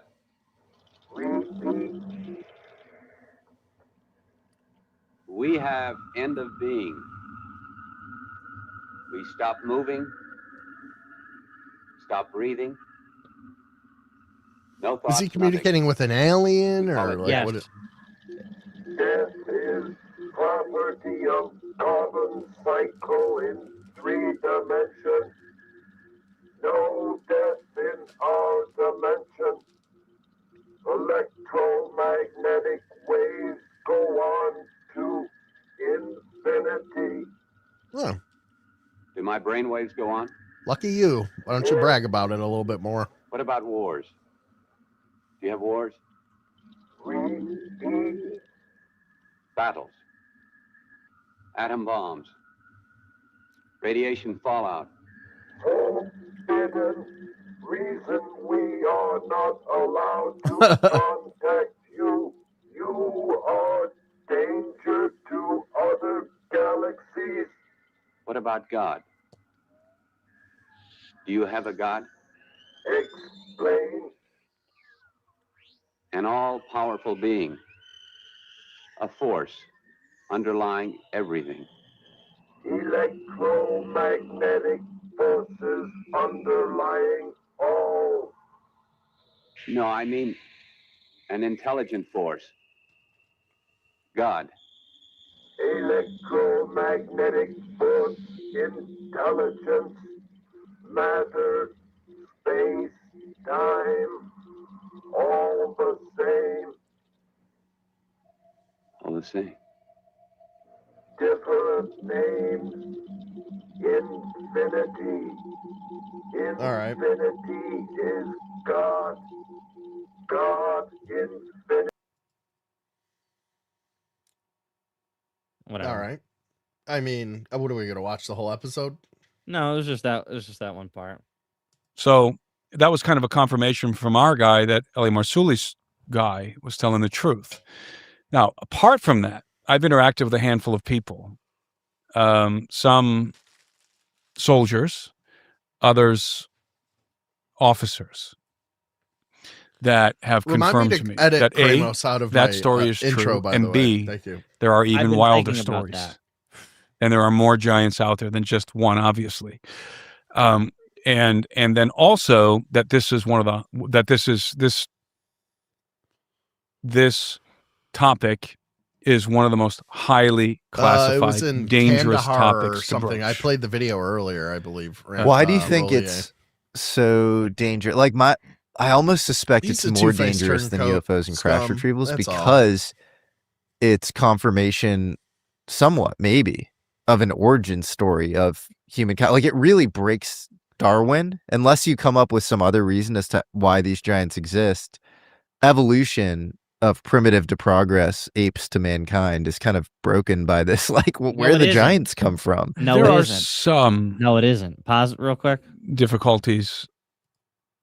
He's talking. Oh, it breaks Darwin. It's like, no, we still have evolution. They're just aliens that came from another planet that are here now. Right, it's not part of our Darwinian Yeah, this experience. dumbass motherfucker Yeah. can't even fucking think of that. Oh, it's just fucking. Yeah, he can fathom giants and shit, but he can't fathom that they might not be from here. Excuse me. minute, they're what?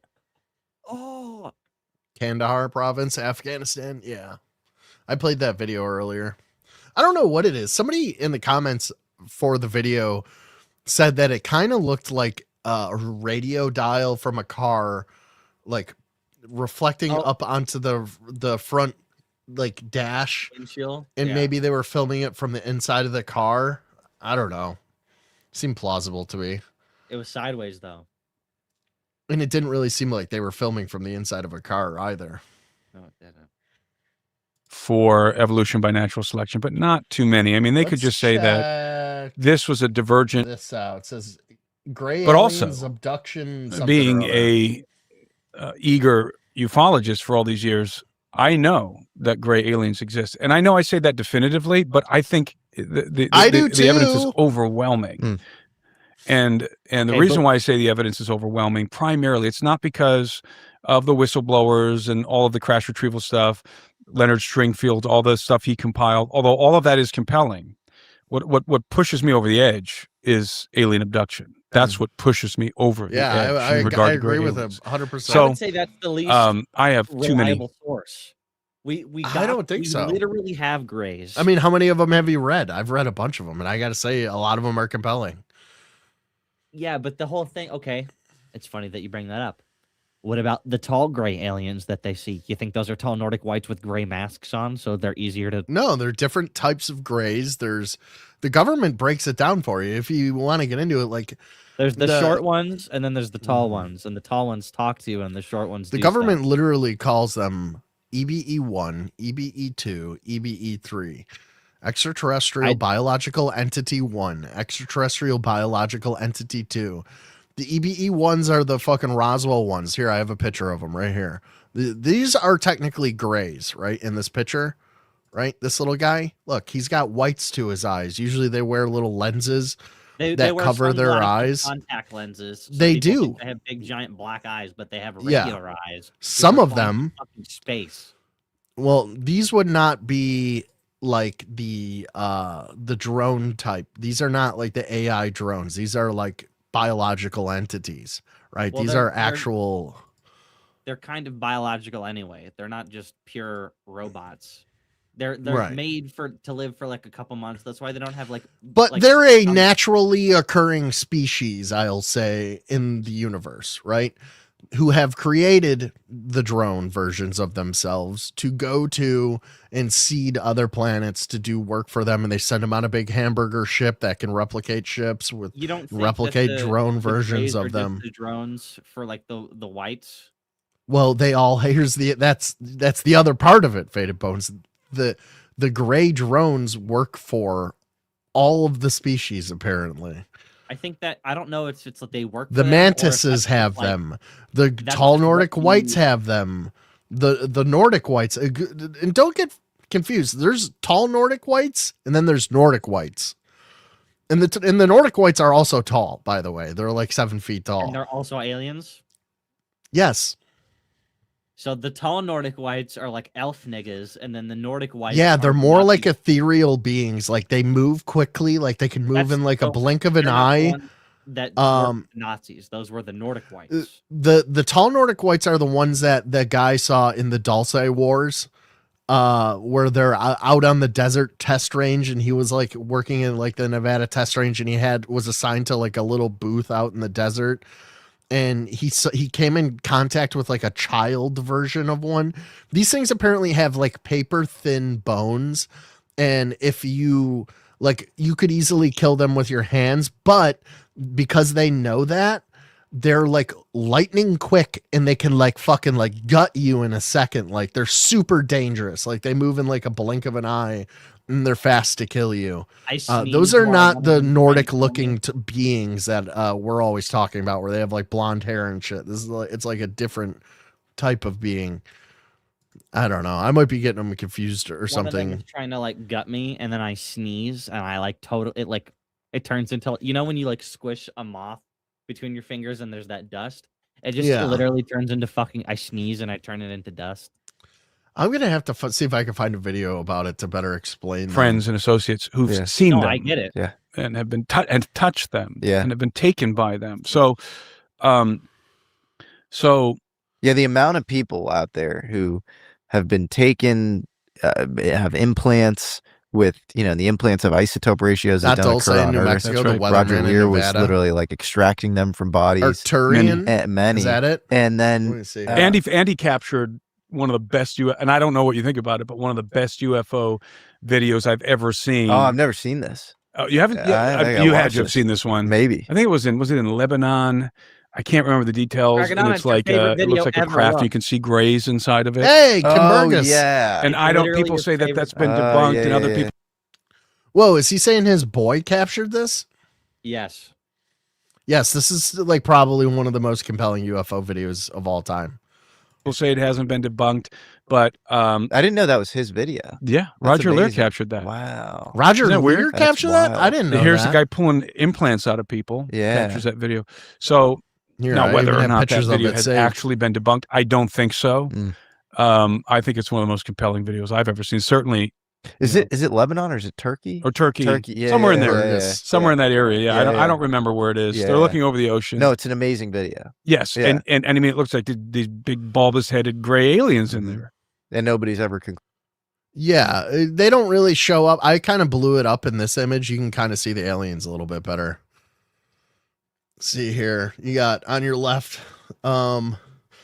It's almost like their ship has a sunroof, and it looks like if in some of the video that they're actually operating on somebody. Like there's a body laid out parallel to these two beings in the top of the craft.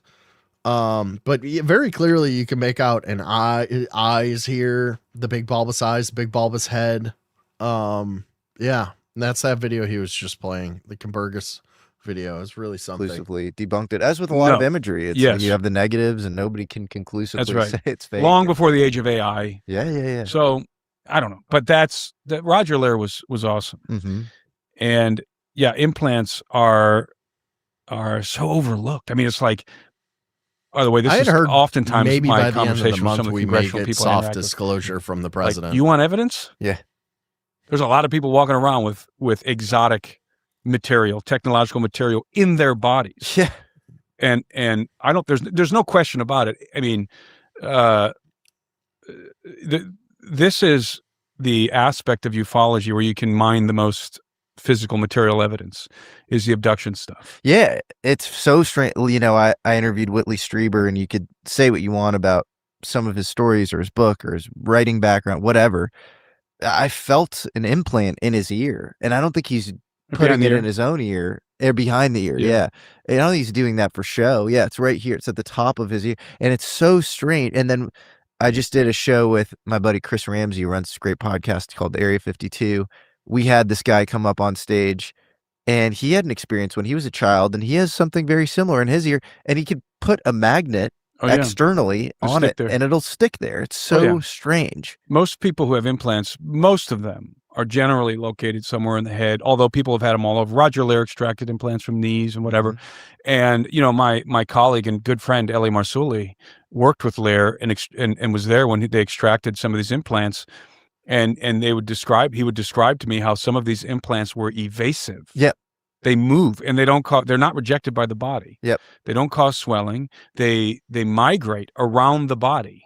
But often, and many abductees have ejected them unintentionally from their nasal cavity.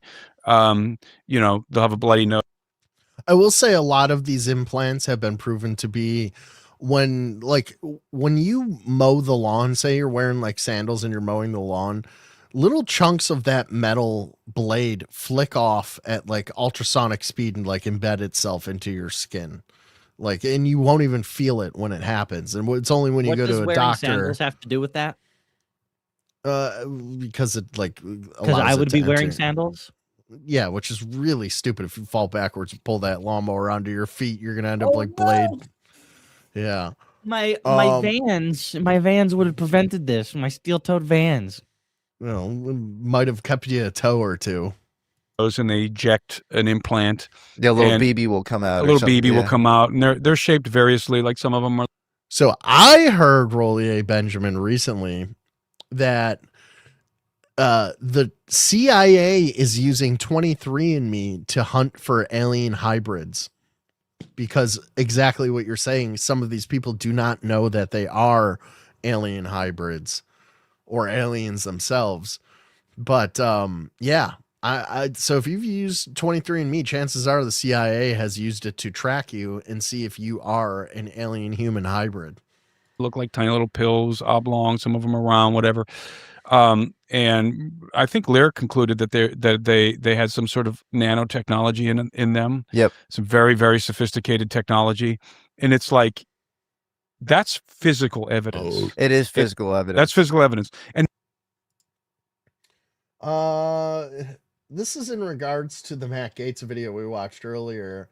Matt Gaetz had a meeting in Crestview, Florida. A classic UFO case took place at Crestview Elementary School in 1967. I'm not aware of this. Let's see here. I've never heard of this before. Let's see here. Crestview, Florida. You don't hear too many cases out of Florida. Bob Apfel was one of the grade 4 teachers at Crestview Elementary School. The bell had already gone, and Bob was trying to get kids into class. Late already, let's go. Thank you. What the heck is that? Are you seeing this? Young lady, inside, please. Jonathan, come on. Inside, sir. What's wrong, Jonathan? Mr. Apple, what is that? Bob Apfel knew straight away this was something out of the ordinary. Suddenly, the object just there is also another little bit to the story that I sort of glazed over. This happened 12 days after all nuclear weapons were disabled by UFO twice in a row at Maelstrom Air Force Base. So this is going on at kind of a coincidental time. By next morning's class, the buzz is all about Jonathan's unusual sighting. And instruments. So thanks to all who participated in our rally.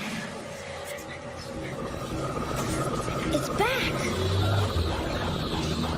For another. Oh shit. What? It's brought company. This time there was more than one. There was one larger object and two smaller objects, and the two were acting like escorts. Wild, dude. People saw something they couldn't describe or have never seen before.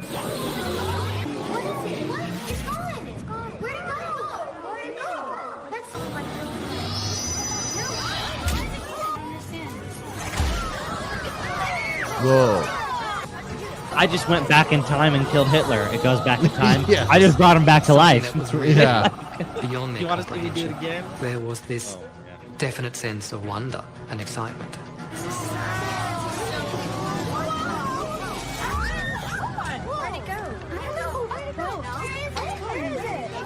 The object was able to You ascend try to it, Cap. You'll get me eventually. take off I respect at your incredible tenacity. speed. Guys, what's going on? After alerting the principal, Mr. Apfel joins the others. But all three objects are long gone. That was pretty good graphics for like a late 90s, early 2000s TV show. I'd watch that show if it was fucking on TV. Let's see here. Stop screen. This. All the people around me have leukemia and they have bone density problems. Why do you say that? Because I made them that way. Anyway. And not only that, and I know we're diving into alien abduction, but not only that, because before I dive into alien abduction, let me just wrap up what I was saying real quick. So I said that the angelic stuff doesn't account for the totality of the phenomenon. Yeah. Because, I look at the gray alien faction. Again, I'm very, very persuaded that faction is real. And you have the little grays, people think are automatons of some kind, maybe artificial intelligence or something. I like to think of them as cybernetic clones, cybernetic clones. And they're, to me, from my perspective, they seem to be clearly created by the insectilins, what Dr. David Jacobs describes as insectilins, the mantid beings. In my estimation, that's the biological species, the organic species, and they're making the little grays. And there's not just little grays. I mean, there's big grays too. I mean, from ufological lore, at least. But the little ones are the ones that come to retrieve the abductees. This So guy that's a actually faction. knows what the hell he's talking about. And so when I say these things and I talk about angelic beings, people conflate the two. Like they think I'm saying that the grays are the angelic beings. I am not. I just want to make that What do we clear. think the grays are? So I don't know. Yeah. I have no idea what gray aliens are, or where they come from. Yeah. Are they crypto-terrestrial? Are they, by the way, you mentioned something really interesting, the antediluvian hypothesis that maybe some people from like an Atlantean civilization escaped and maybe went off planet or under the earth. And then now they have this advanced technology that they developed a long time ago and they're still here. Right. I love that idea. I don't know if it's true, but I find it intriguing. I find it intriguing. Yeah. Now, one thing I think we can say about the grays definitively is that wherever they come from, they have bases here now. Yeah. So let's say there was a forward operation of grays that came years ago. Well, they established bases a long time ago, just like we would. If we were coming, by the way, for a hostile purpose, we would come and we would establish a forward operating base. And in anticipation for hamburger plant. More of us coming later, right? And so those forward operating bases would be established in the areas that human beings would least look for them or be able to discover them, which would be at the bottom of our oceans, underground bases. And certainly at this point in time, I would say that it's much more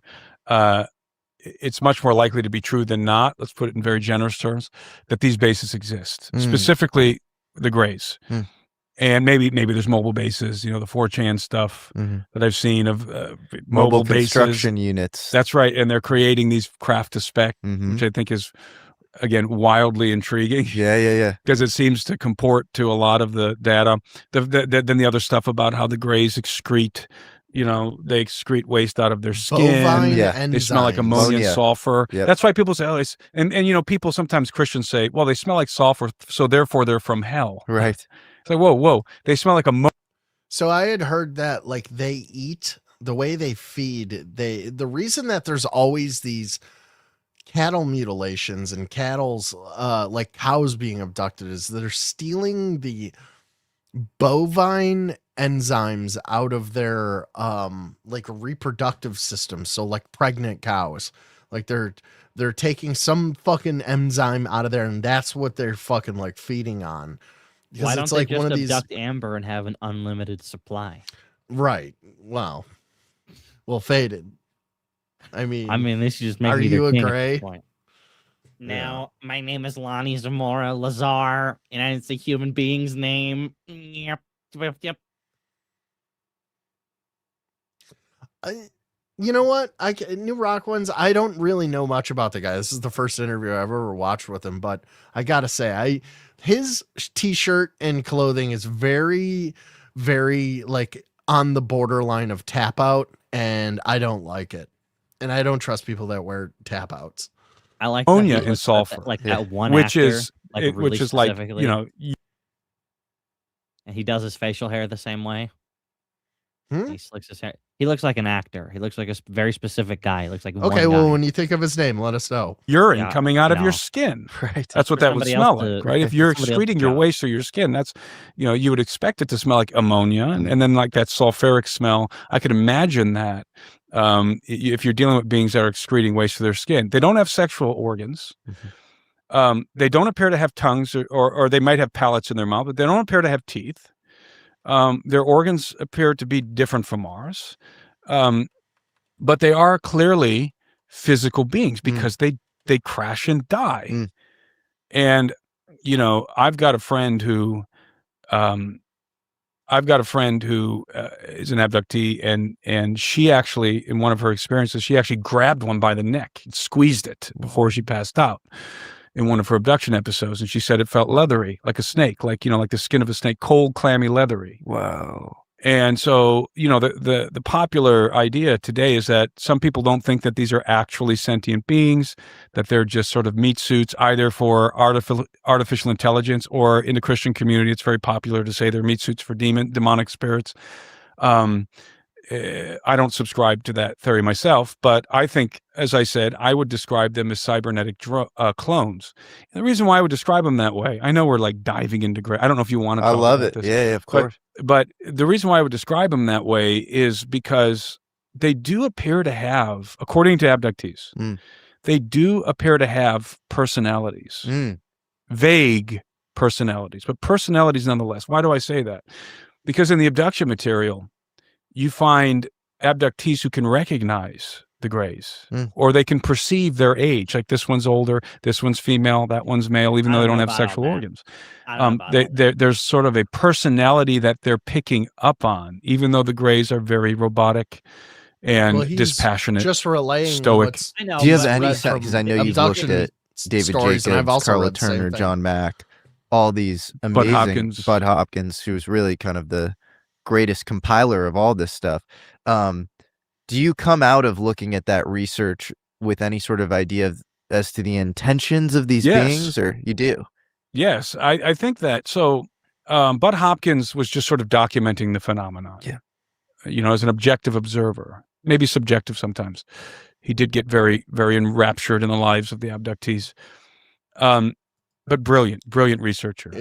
I'm gonna separate out John Mack. I have tons of respect. Read about. Love John Mack, but John Mack was much more psychologically involved in the phenomenon. Like, you know, kind of just sort of trying to parse it from a psychological aspect. He was on the fence about it being the physical realm, but nevertheless, he laid a lot of groundwork. And him and Bud, I don't know if you can still find these. Have you ever seen the interactions, the dialogues between Bud Hopkins and John Mack? I don't think I have. Yeah, really fascinating. I know they were childhood Both friends. men were just complete gentlemen. Yeah. Both of them were extremely intelligent guys. Both of them very objective.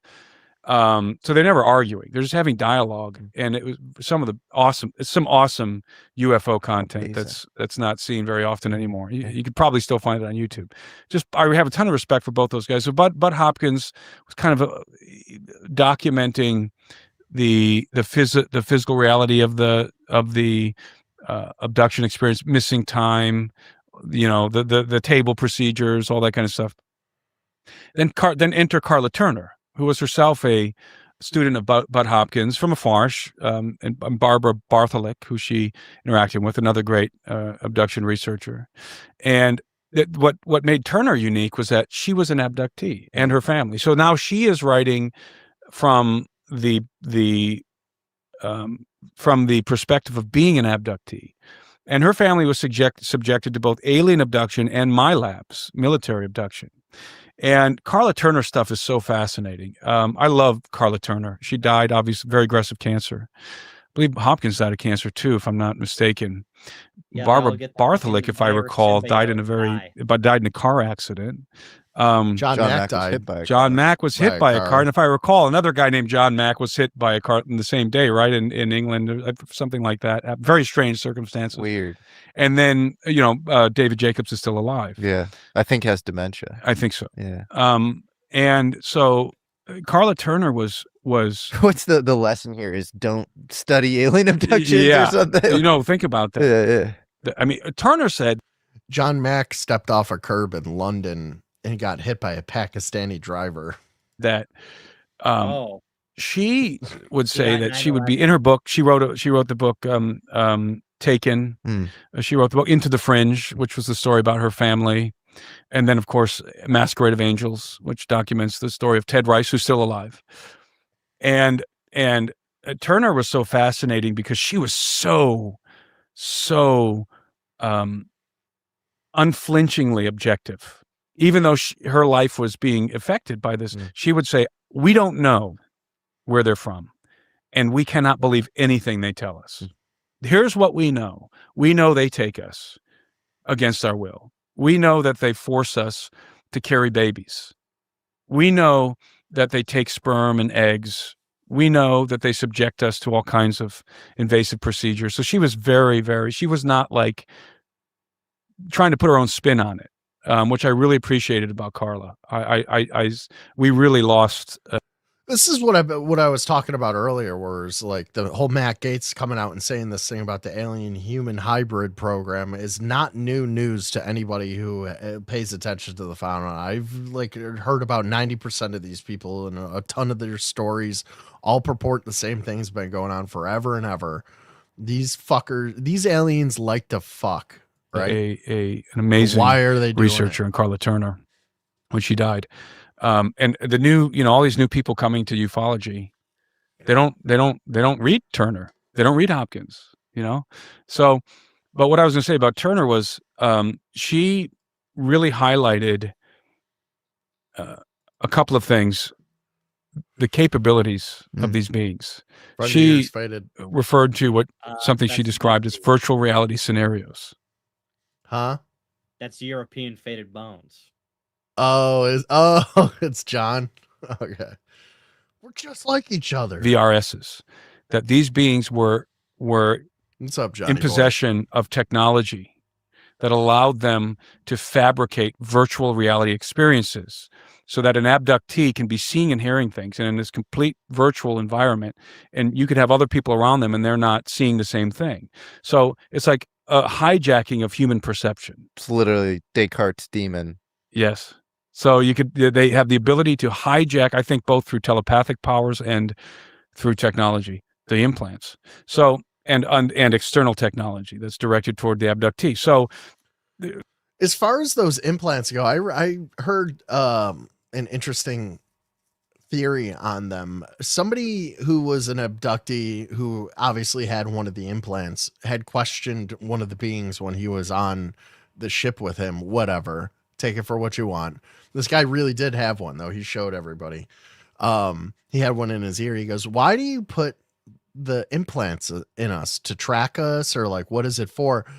And the alien was like, tracking implant. Like, he almost didn't know what he was talking about. He's like, oh, we put those in you to get biological samples so that we can take it back because you guys have a bunch of diseases that you can give us. And we use that to make immunities for ourselves, to make ourselves more immune when we're interacting with you.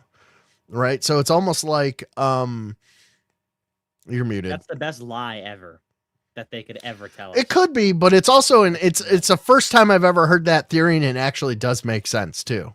If you think about it, have you ever seen how they used to make soldiers immune to like smallpox and shit during the Revolutionary War? They would like cut a slit in their skin open and shove pus from somebody who died from that disease into the hole and if you survived, you became immune to the disease. It's essentially these probes or whatever they are meant to inoculate the aliens against diseases that we carry. According to this alien. Yeah, the Indians. The Indian invaders. Did I check out Elite Dangerous? No, I did not. Actually, I think I did watch a video for it. I've already forgotten it though. Turner's first, the first thing she would stress, or one of the main things in her books and in her lectures, was you cannot believe these beings. You can't. You can't believe anything they're showing you. You can't even trust your own experiences when you're with them, because they control your perception. They lie. 100%. You are under their control.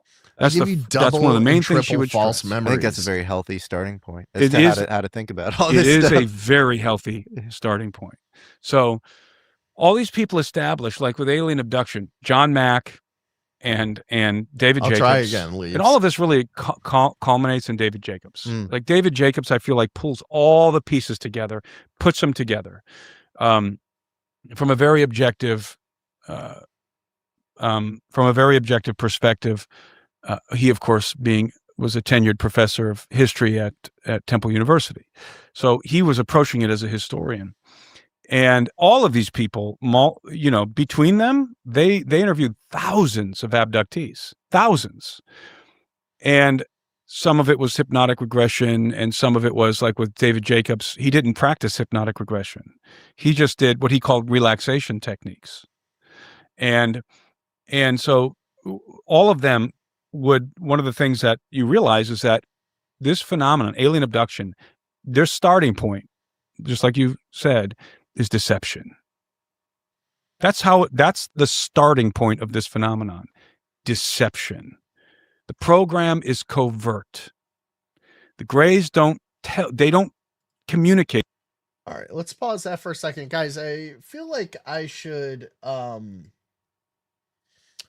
did you guys hear about what happened to Lou Elizondo recently? He almost died. He got into attempt on his life? No, he got into a terrible motorcycle accident. He was coming from his office to home. He was riding a motorcycle without a helmet has got to be the dumbest thing you could do as a human being. Yeah, I mean, what if you wore... I mean, yeah, good thing I was wearing a helmet so that my head stayed on... So that the helmet stayed on my head and my head was detached from my body at 100 miles an hour. Thank God. Now they can put my head in a casket.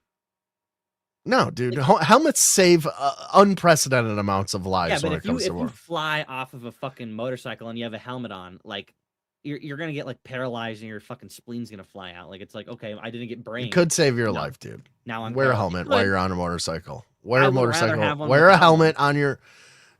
Well, case in point for what I'm about to fucking show you, the guy, if he had a helmet on, it would have been a lot less fucked up, and he's not paralyzed. Okay, man, bones. I like when you yell, it's actually quieter than your normal speaking voice. Oh my Your god. mic cuts it off. I've never met somebody so confidently wrong all the time. Jesus Christ. Okay. No, don't wear a helmet. No. Yeah, because the helmet protects Shut up. Fine. I just wanted to start chronicling my. Oh, sorry. I've got some dogs here, as you can see, some friends of mine that are obviously trying to give me moral support. About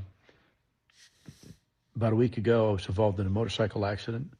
I was driving home from my business at night, and about a mile from my home, a deer and her baby were in the middle of the road, and I had a choice, make a split-second decision. I had to cut Do I that plow baby into deer in the half with my deer, motorcycle and kill it, or do I try to avoid it? And I mean, even if you hit it, you'd probably hurt still myself in the fucking process. fly off of that So, thing. needless to say, I chose the latter. The deer would have slowed you down some. Unfortunately, I was not able to save the motorcycle. I lost control of the motorcycle, and dude, I think he I was went in a unconscious for ditch about half an hour. unconscious. Woke up. His wife found Tried to him. make an emergency call to no avail, and went back unconscious. My wife used an iPhone Find Me application, and relax, Turkey, relax. I guess he wants his screen time too.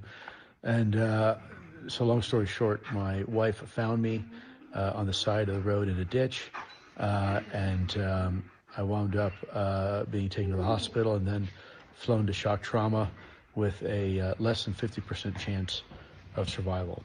Long story short, I had managed to crush almost all my ribs. One of my ribs actually went into, punctured my lung and deflated my lung.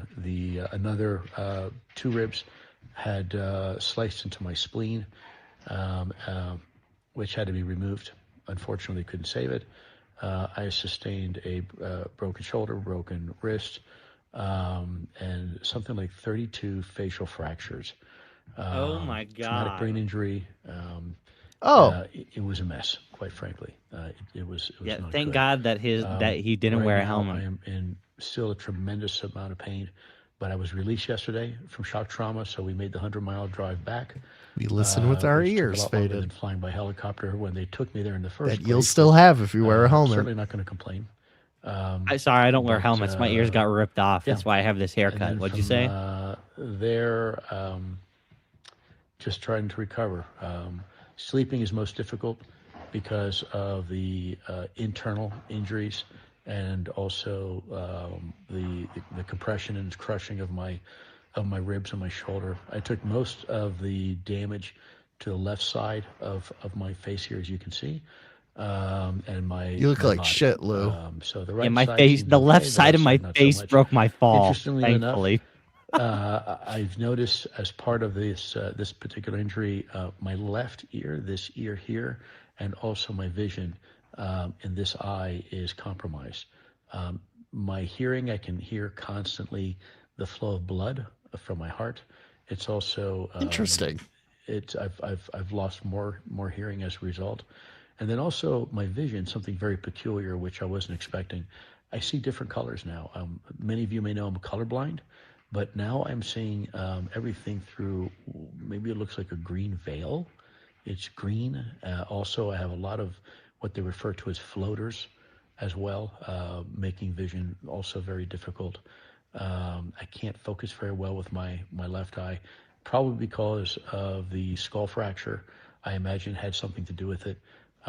But the reason why I want to chronicle this is for those of you who have motorcycles and live in the middle of nowhere where you don't have to wear a helmet. You know what? Don't take the chance. I've been riding motorcycles my entire life. Just wear Shut up and listen. Making a 4-mile trip on a country road, you actually need a helmet, especially if you're not racing around and you're not in a big city, right? Just kind of cruising. Mhm. Let me tell you, wear a helmet. It's not worth it. Don't be a Lou. So I will continue. Yeah, don't be a Lou, Faded Bones. To chronicle my Crackadona, fate, would I ride a for skateboard you. at like 60 miles an I hour will without tell a you helmet? the real Probably pictures, not. what my wife released on social media was after, so I look significantly better. But the initial His hair's pictures fucked up. are quite gruesome. So I will probably release them as part of a little video, just to emphasize for those of you who have motorcycles or who have his families who have hair. motorcycles. To His head emphasize, is dented. Wear a helmet. Wear a helmet. Wear a helmet, Wear a guys. helmet. All right, guys. Talk Don't to you listen later. to Faded Bye for now. Bones, everybody. and Wear God bless you all. a helmet. You're not okay? listening to me. I never said to not wear a helmet. I just, his punctured ribs and his lungs have nothing to do with him wearing a helmet. Yeah, but he wouldn't have a traumatic brain injury if he had a helmet on. He wouldn't have gotten in a crash if he wasn't Lou Elizondo talking about aliens all the time. That doesn't make any sense at all. They fucking threw like a baby deer in front of him. He's like, oh shit. Did you change wigs? Your hair looks different today. Did you like comb it or something today? It's called a shower. It's rare, but they happen. Looks They like happen to me. I don't take showers. They Can happen. you to put me. your fingers through it? What do you want? You want my wig to glue to come apart? Yeah, well, I bet you can't. No, like stick your hand in through the side and like try to like get it through. Now go down. Yeah. Rip, tear, rip. Oh, My hair's just very thick. Yeah. All right. Yeah, it's like it looks. I don't know. It almost looks black today too. What color is your hair? Dark brown. So's your soul. Your soul's dark brown too. Yeah, it's like people are so edgy. Oh, my soul's black. My soul is dark brown. The purple soul. Yes, the purple soul. My soul is made of poo-poo. Dark brown emanations coming from Have they buzzed the my helicopters out soul. here? There's a guy here taking pictures of the marina. There's a guy. All There's a right, let's guy check here. Oh, you could hear that? Well, you know who that is, right? Kurt Metzger. one of the most famous paranormal researchers that I've known growing up from a Zach little from kid. Ghost Adventures. You're actually getting closer. Okay, wait. Real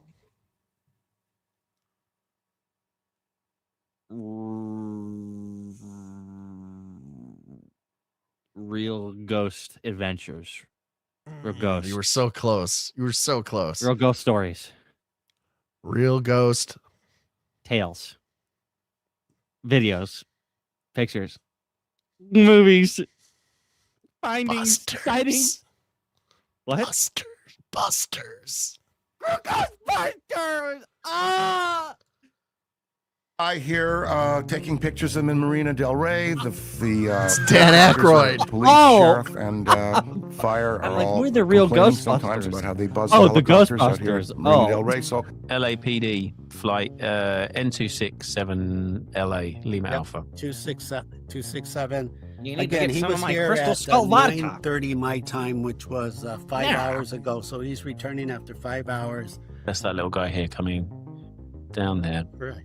for people watching. Yeah, Venice Beach at the moment. Venice just, Beach. just off Venice Beach, yeah. The camera's on, the radar's on. If we hear it go off, I don't want him to turn away. It looks like he's coming straight in. This is all unplanned, completely unplanned. All right, let me go up there now. Okay. Press record, and I'll give out a shout out if anything happens. I'll stay Me listening. when I I'll keep say I watching see flight- a UFO. flight, I couldn't radars record on it. full. Sorry. I saw it though. It was cool. Let me tell you about it. You know, as a scientist, I said, wait a minute. Why do these things only fly when they're helicopters? So I turn my camera on, I record it, and sure enough, when I play it back, you can see these small, tiny objects flying by the helicopters. These things are consistent. They do not change. The characteristics do not change. The shape, the size, Torpedo. the format, the silhouette, the predictability. Whoa. You see how it was like a wing flapping of a bird? Is it a bird? That's kind of what it looks like. We've both seen a million UFO videos, and that looks like a bird, to be perfectly honest with you. Okay. The following But- is a conversation with Robert Shipe. Robert Especially is because a in retired every other pharmacist frame, and creator in every of other the frame, YouTube you can see channel. the wing going up. If you go back and look at it, it goes wing up, wing down, wing up, I wing don't down. want him to turn away. It looks like he's coming straight in. A little more This forward. is all unplanned, completely. And I'll Flight. Yeah, you can see the wing. You know, as a scientist, Yeah. I said, wait a minute. It's a bird. I'm a Yeah, like, scientist, but I don't know what a bird looks like. Fuck you, buddy. Crackadona, I mean, let's be honest. This guy looks pretty schmeckly, pretty grabblery. Oh, what's our hero doing? The most humble flex of all time. I know the maker, honestly, he was proud about the joke, still patient and blessed. What? Look from this. Put yourself in the center. Just walk right here. You can step on some of these. Come to the middle. You can step on. Don't some worry of these. about stepping on them. I know the maker. It's him. It's him. Kanye is the maker. He's the designer. Very different. How do you feel? This is black heaven right now in the center of all these shoes. That like no Still. black person Well, could it's ever not- imagine anything more. It's not shapes. It's not the shape Patient. store. I mean, that's basically what shoes are. And shoes and cars. Can you and- queue up the shape store? I don't think we covered the blessed. shape store. We did, but we'll pull it up again anyway. Look from this. Alright. Put yourself in the center. We'll do Just it again. walk Look from right here. this. You can step on some of these. Come to the middle. Look from this. What's this? Abu Ezriel, the angel of death, has arrived in Tehran. Real name, former university lecturer, one-time Taekwondo champion, father of five. He first took up arms in the Mommy army against... Oh, this is some more of that. There's been a lot of AI, like Iranian AI propaganda going around. This must be one of those videos. The Iranians still think that they have a chance against the U.S. Well, at least they do in AI world and online. Is anybody out there got his wig on more like. What's up, Daryl? Are you guys familiar with Black People Heaven? You got to give me a second. I wonder because I'm trying to find the actual like video that it's from on his thing. Don't worry. I'll find it. The Shape Store.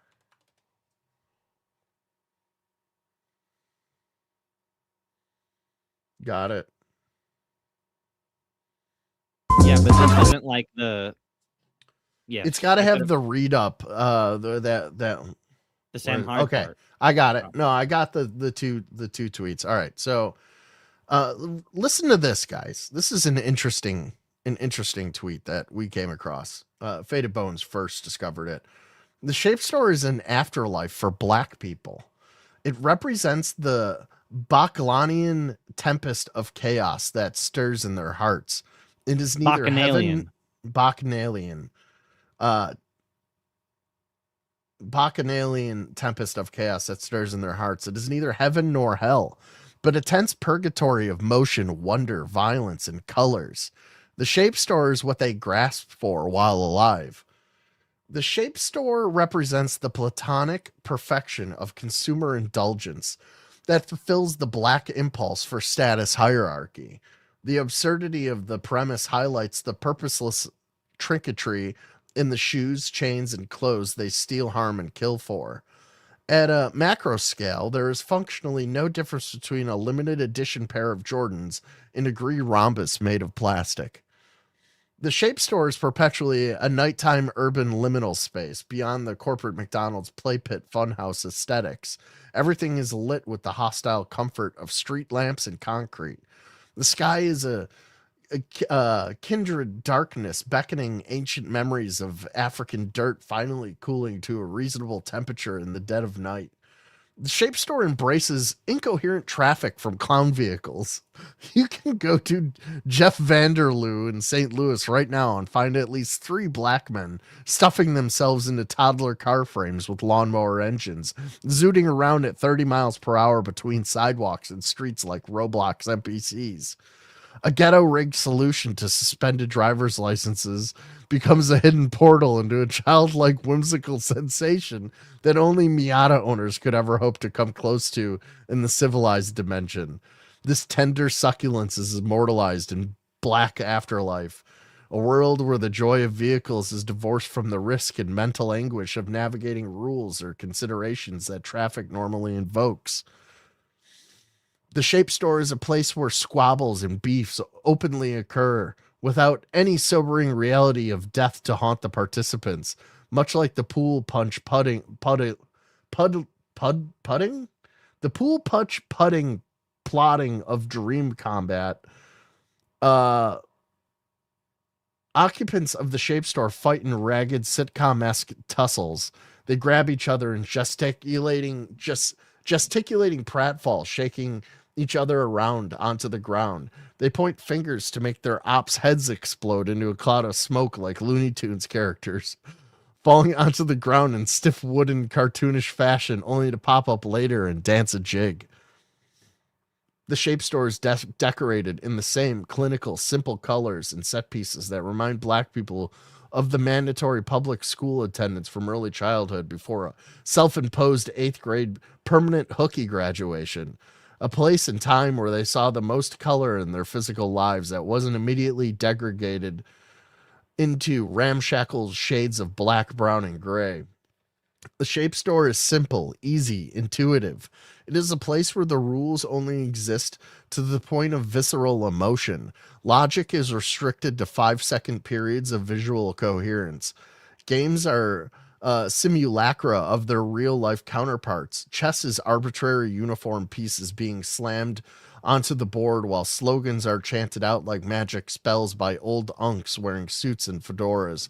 They're versions of wizards' robes. Gambling is just shaking pieces on tables, with winners being decided by who screams the loudest. Carnival games reward unconsidered raw speed and velocity, and they always end in explosions.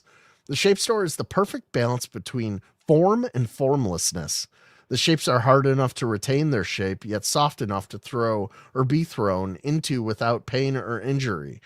It is a colorful padded room where nobody can harm anybody. Much like baseball, it allows the furthest displays of violence and aggression.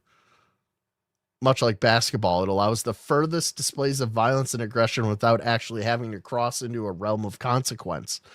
Objects can be thrown at anybody, anytime, for any reason, without consideration, but unlike a snowball fight, nobody has to deal with the labor of constructing something.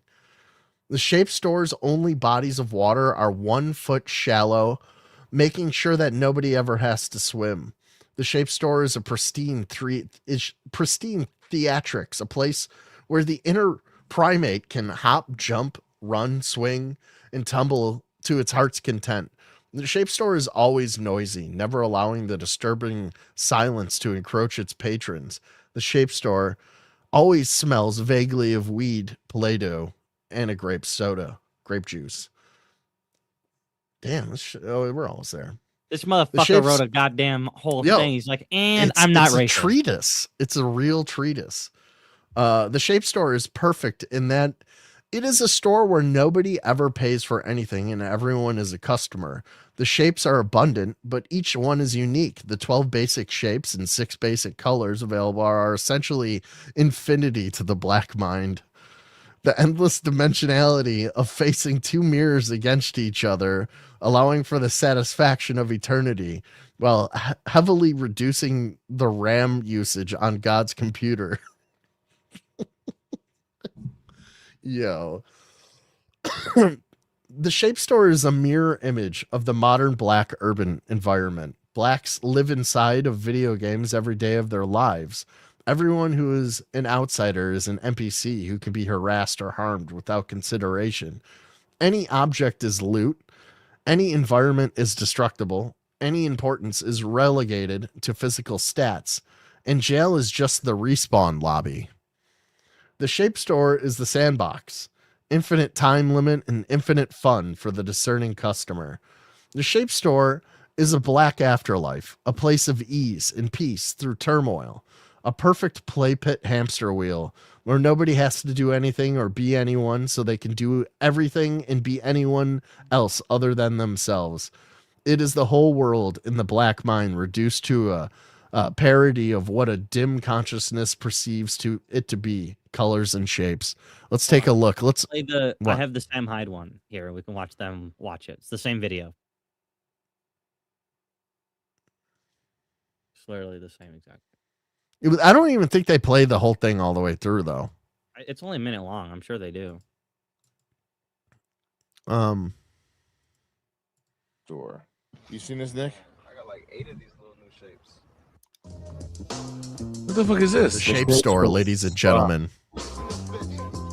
This is Black Heaven. Is AI? Yeah. Wild. It's retarded. Wow. Wow. Oh shit.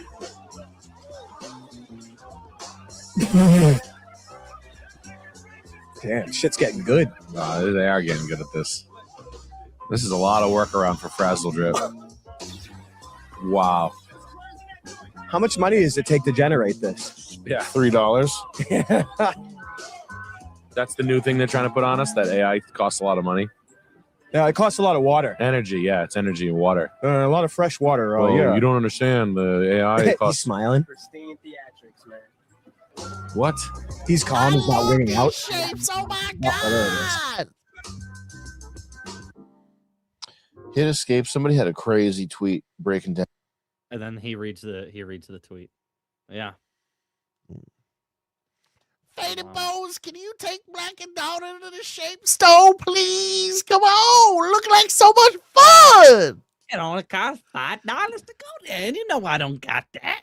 Come on, Uncle Faded Bones. It's been so long since you took me out. Last time you took me to see the animated Ninja Turtle movie. Oh my God, I had fun, and I saw myself when April O'Neil came on the screen.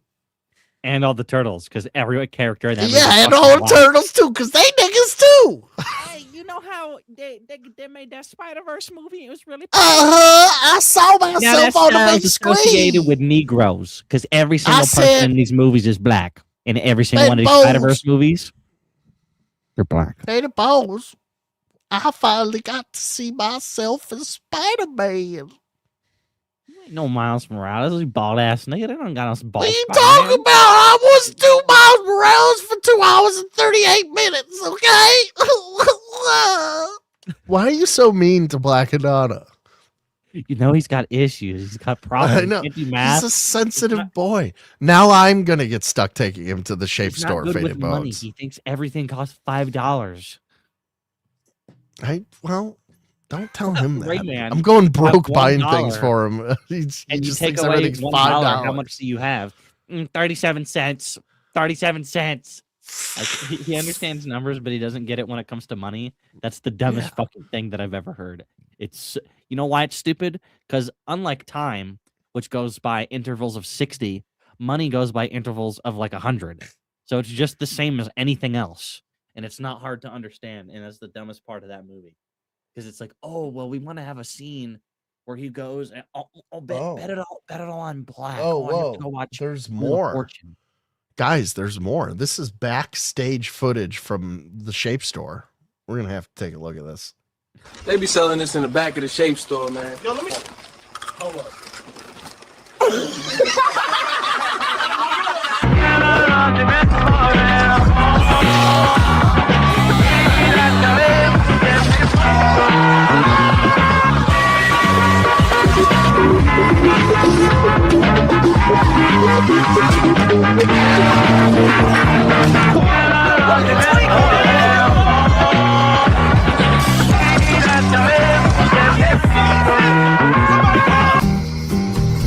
Boy, I can't believe it's been a year since we met. Yeah, girl, you know Tommy moving fast, girl. You know. Boy, don't tell me you're getting them little shape talk notification again. You talking to Tamika again? Hell no. Oh, he fucked up, yo. I swear to God, yo.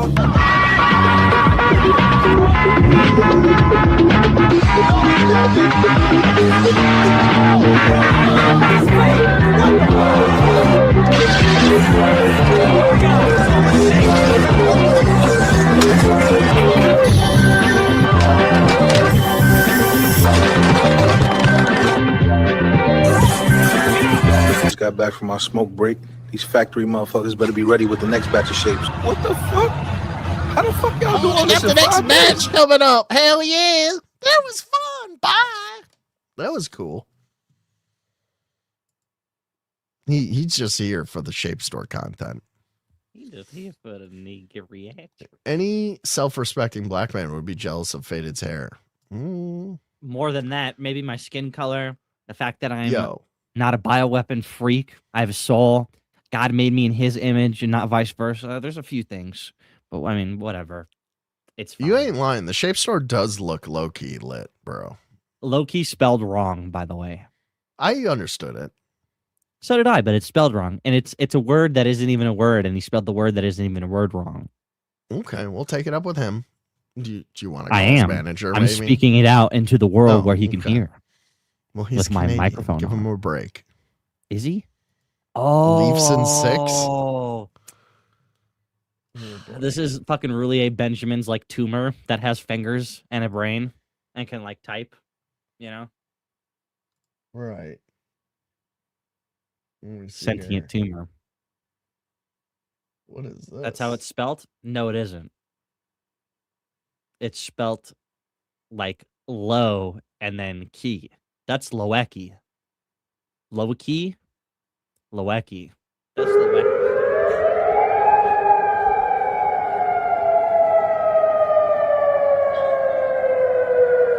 Oh my gosh.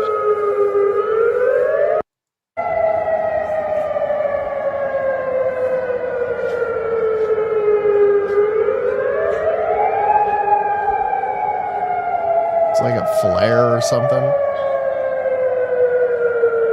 That's like an asteroid. That's like space debris coming down.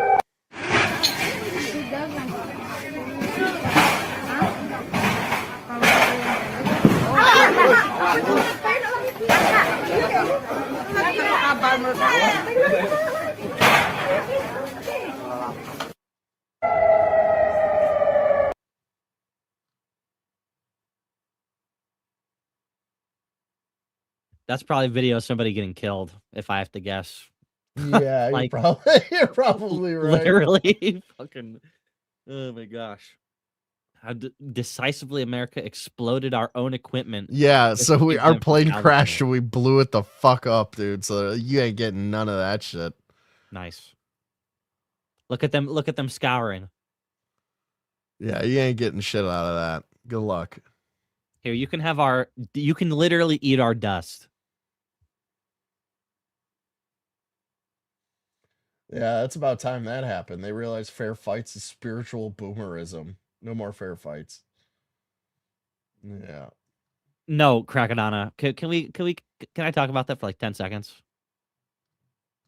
Sure. This is like the equivalent of some retard saying, "Oh, wait a minute. So if I fought a war with one person versus fighting a war with 100 people, it would be easier." Yeah. Versus having honor and like fighting some. Listen, if you want to fight somebody, just shoot them. Why even fight them? Just shoot them in the face. Go to jail for a lot longer. Sure. But like, if you're gonna go fight somebody, well, I'm just gonna go fight him just to like just beat him up or whatever. It's like, that's stupid. If I'm starting a fight with somebody who's like, you know, deserves it or whatever, it's like, well, what am I gonna do? I'm just gonna slap him. My point is that this is still N-word behavior, and this is not spiritual It boomerism. is. It's unbecoming of white people. Having honor doesn't mean not being strategic and not knowing how to fight battles. It's just if you're in a one-on-one fight with somebody and they call in their friends, it's not honorable and they're not a person. One of y'all niggas, I hate me too. Take a look at this.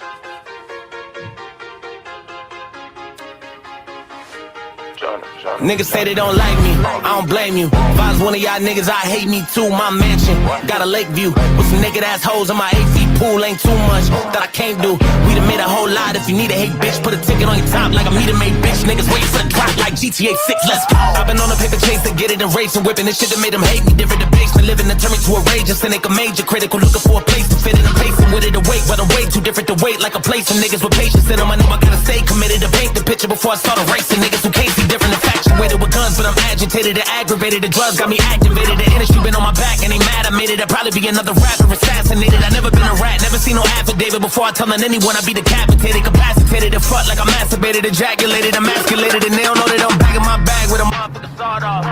They been praying I'ma fall off. Game on lock, but a nigga never logged off. Running from the cops, they don't wanna cut the doors off. I done came up, now I'm eating like a mob boss. I'll show you how to ball off. Yeah, I got a bitch with them hoes on my car log. Wanna get the dick to the dick, take a walls off. I was in the trap with the pack and the mask. Now I'm in the booth with the Mac and the gas. She ain't my type, put her back in the stash. I ain't tryna wife, I just smash in the dash. I came too far to go back to the past. Back to the block where they left me. Up on my meds and you about to get your head beat. Could be dead, now they calling me a deadbeat bitch. Whoa. If I was one of y'all niggas, I hate me too. Well, that was interesting. That was very cool. black. I like Shakes Tupacabra. or- He's got really good edits. AI videos. Or fucking background music right there. Oh, water is not soft at that speed. Oh, you want to see a guy die? Here we go. And dead, paralyzed for life. Whoa. Whoa. You made it. He was wearing his helmet. I bet he survived. I bet that guy is dead. No. Immediately on impact. No, faded bones. Daylight UFO video out of Wales. Shout out to Omate. Gets strange fast. One orb first, then three. Multiple witnesses, real shock on camera. Let's take a look. I just had that on camera. Oh, keep it down. I'm trying to paint over here. Keep it down. I'm trying to kill myself with this girl I never met before. Yeah. Oh my god. I just had that on camera. If Kramos was here, that 638 would be I screaming at him. said. 638, 638. Look, there's another one in the car. Girl, I can't hear you. Harris, you fucking awesome over there. Where? Where? Where's the Macca's and the belly? What Ew. was that, bro? It was AI meant to make me hate them even more, so don't show me. Well, Crackadona, you know where they met? Whoa. Scroll up really quick. You know where Erica Kirk and Charlie Kirk met, right? At like a beauty pageant or They met something, in right? Israel. In Israel, really? Israel. Has that been proven, though? Yes. She has said that out of her own mouth. You can look it up. He herself, says something different than what she says. She said that they met in Israel. You can look it up. Yeah, no, to answer your question, my husband is impaired. Yeah, no, to answer your question, my husband is impaired to say whether or not we should be at war with Iran. I would love for him to be here right now and tell us if we should or should not. We have the clip. Please play the clip. Here's where I stand and where the MAGA base stands. We do not want U.S. boots on the ground. We do not want American kinetic involvement.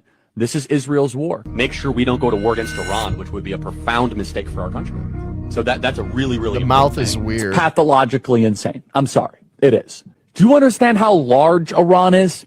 It's massive. But you're not helping It's me a out with this very right now. big You're country. looking for the It's video to prove me mountainous. wrong for an argument that It makes ended 2 minutes Afghanistan and ago. Iraq look like a cakewalk. This is more Israel pushing for Iran. But is that America's problem? Does the mouth look weird to you or what? That's a question. I mean, maybe the answer is yes. Maybe the answer is, you know what? They were wrong about Iraq. They were wrong about Syria. They were wrong about Afghanistan. They were wrong about the Taliban. They were wrong about Let me Libya. go back to They the were shit large units. Iran Look, is. right here. It's massive. It's a very big country. It's mountainous. It makes Afghanistan and Iraq look like a cakewalk. This is more Israel. No, he pushing was for just Iran. But is that always America's weird problem? from the beginning. He was just weird. That's a question. I mean, maybe the answer is yes. Maybe the answer is, you know what? They were wrong about Iraq. They were wrong about Syria. They were wrong about Afghanistan. They were wrong about the Taliban. They were wrong about Libya. They were wrong about the Arab Spring. They were wrong about Yemen. They were wrong about the Arabian Peninsula.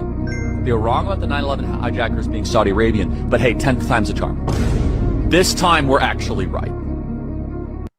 Well, here's the thing. I mean, the whole premise of this tweet's argument is kind of a misnomer because nobody wanted this, right? You know what I mean?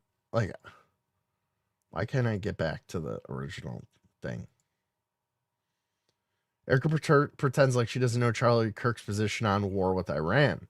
Wishes he was here to tell everyone. How does she think she can get away with this? I disagree fundamentally with the premise. Nobody wanted to get into Iran, but we are now, so shoulda, coulda, woulda stuff doesn't really matter at all. No. All right. Nothing is by mistake. Nothing. I will never She forget is the time I creepy was as in fuck, Israel man. with my husband. Well, not with, that was the second time, but the first time with my mother on a pilgrimage. And I was standing in the ticket line. And I remember looking behind me, and in the snake of the ticket line was a guy The snake of the ticket line, by the way. who looked That's very a familiar. common I phrase. had no idea who he was. And I told my mom, this Did guy you know- looks oh, pause. so familiar. And as I understand that. She also just It just 10 means like a seconds ago said, winding ticket line. nothing is by mistake, Crackadona. And then her husband All gets killed and they met in Israel. It's just a few things that you could put on a list of weird Lots things. lots of Christians go to, especially fundamentalist Christians, go to Israel. You know that's where typical mother, Jesus she is said, from, go right? and say hi. That's also where the guys who You know that's killed where her- that's where the main guy is from. You think it's weird that Christians would go to Israel to see where the guy is from? Jesus. No, that in itself is not weird, but it's Oh, weird that we okay. say Judeo-Christian. which is That's like- not a thing. You can stop saying that. You can just say Christian. I know Judeo-Christian. I know it's not, but people say that it is. I'm not. I know. I didn't make Weird that up Christians. myself. Yeah. Catholics don't say that. By the way. No. We were late for our flight, and I'm not going to come off like a crazy person with a, that's just weird. That ended up being Charlie. Nothing is by coincidence. Now, did we know that? No, not until we were like 3 months into our relationship and looking at timestamps, seeing that both of us were in Israel at the same time. But nothing is by coincidence. Okay. All right. So they didn't even talk to each other then. They just think they saw each other. No, they did. They did. So they like, Then why went would they back- have to look at their timestamps to figure out if they Because talk to she's each other like- or not? Okay, so you're dating somebody, right? And you're like, did I see you 3 months ago at the airport going here? And she's like, oh, maybe I did because I was going at the same time. I mean, it's just And we weird. didn't Crackadona talk? happens by coincidence. It's just weird. Yeah. All right. I mean, you and I met in Israel, but that doesn't have anything to do with anything. That's entirely unrelated.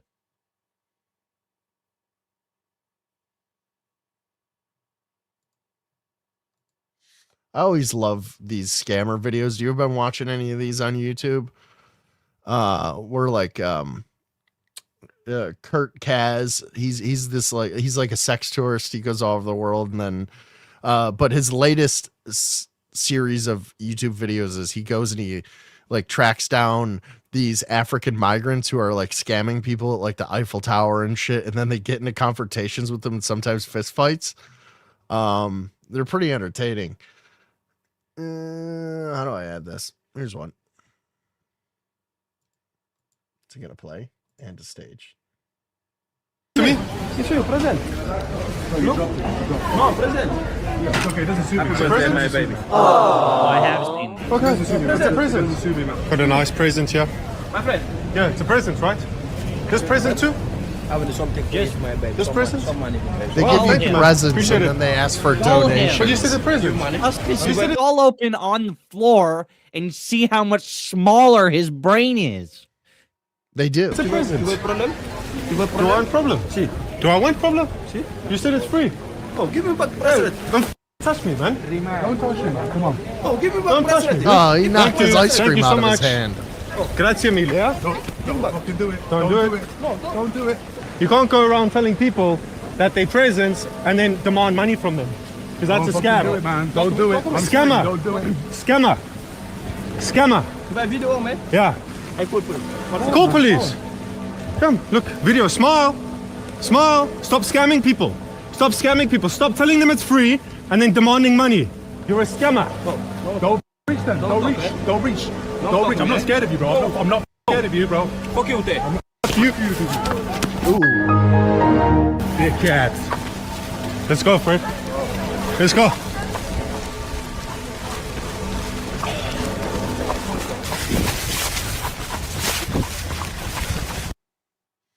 So why did they run away and they didn't like stomp on his head until their legs broke?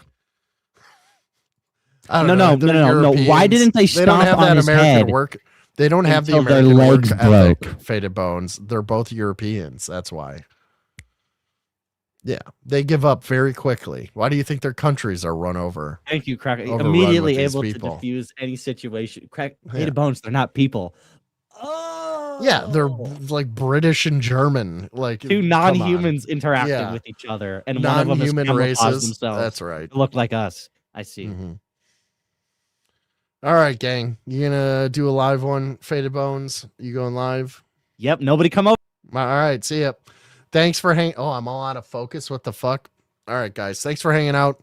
I appreciate it. Shout out to who do we get tonight? Captain Coke. Shout out to you, buddy. Thank you for the gifted memberships. I appreciate that, man. You all have a great week. I'll see you. Oh shit, I don't have my outro set. What is happening? Okay, outro 2 compressed. I'll set that. All right, guys, take it easy. Peace.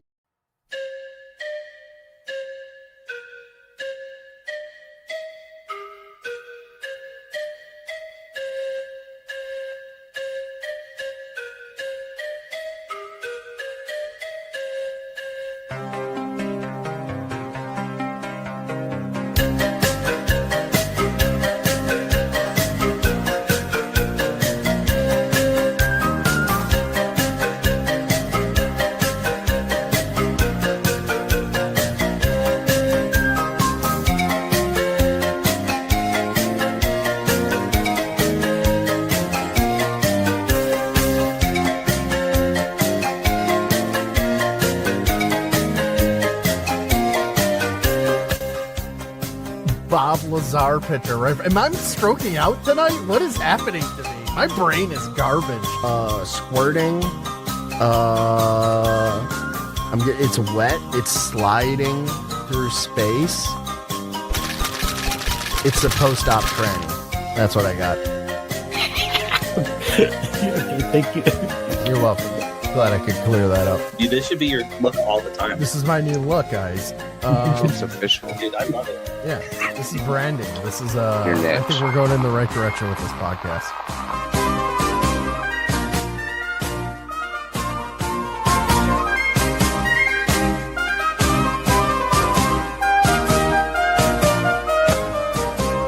No, don't do it. Don't touch the vomit. Oh my god. It's so bad. Ew, why is she doing it in a seductive way?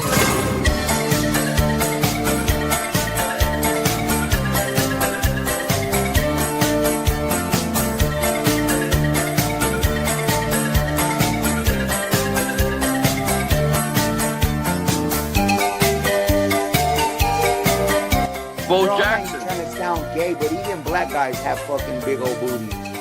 Yo! Why are you checking out black dudes' butts? Hella gay! That was the gayest thing that. It's gonna, it's gonna. Hey, but them black dudes do be having big butts, though. Am I right?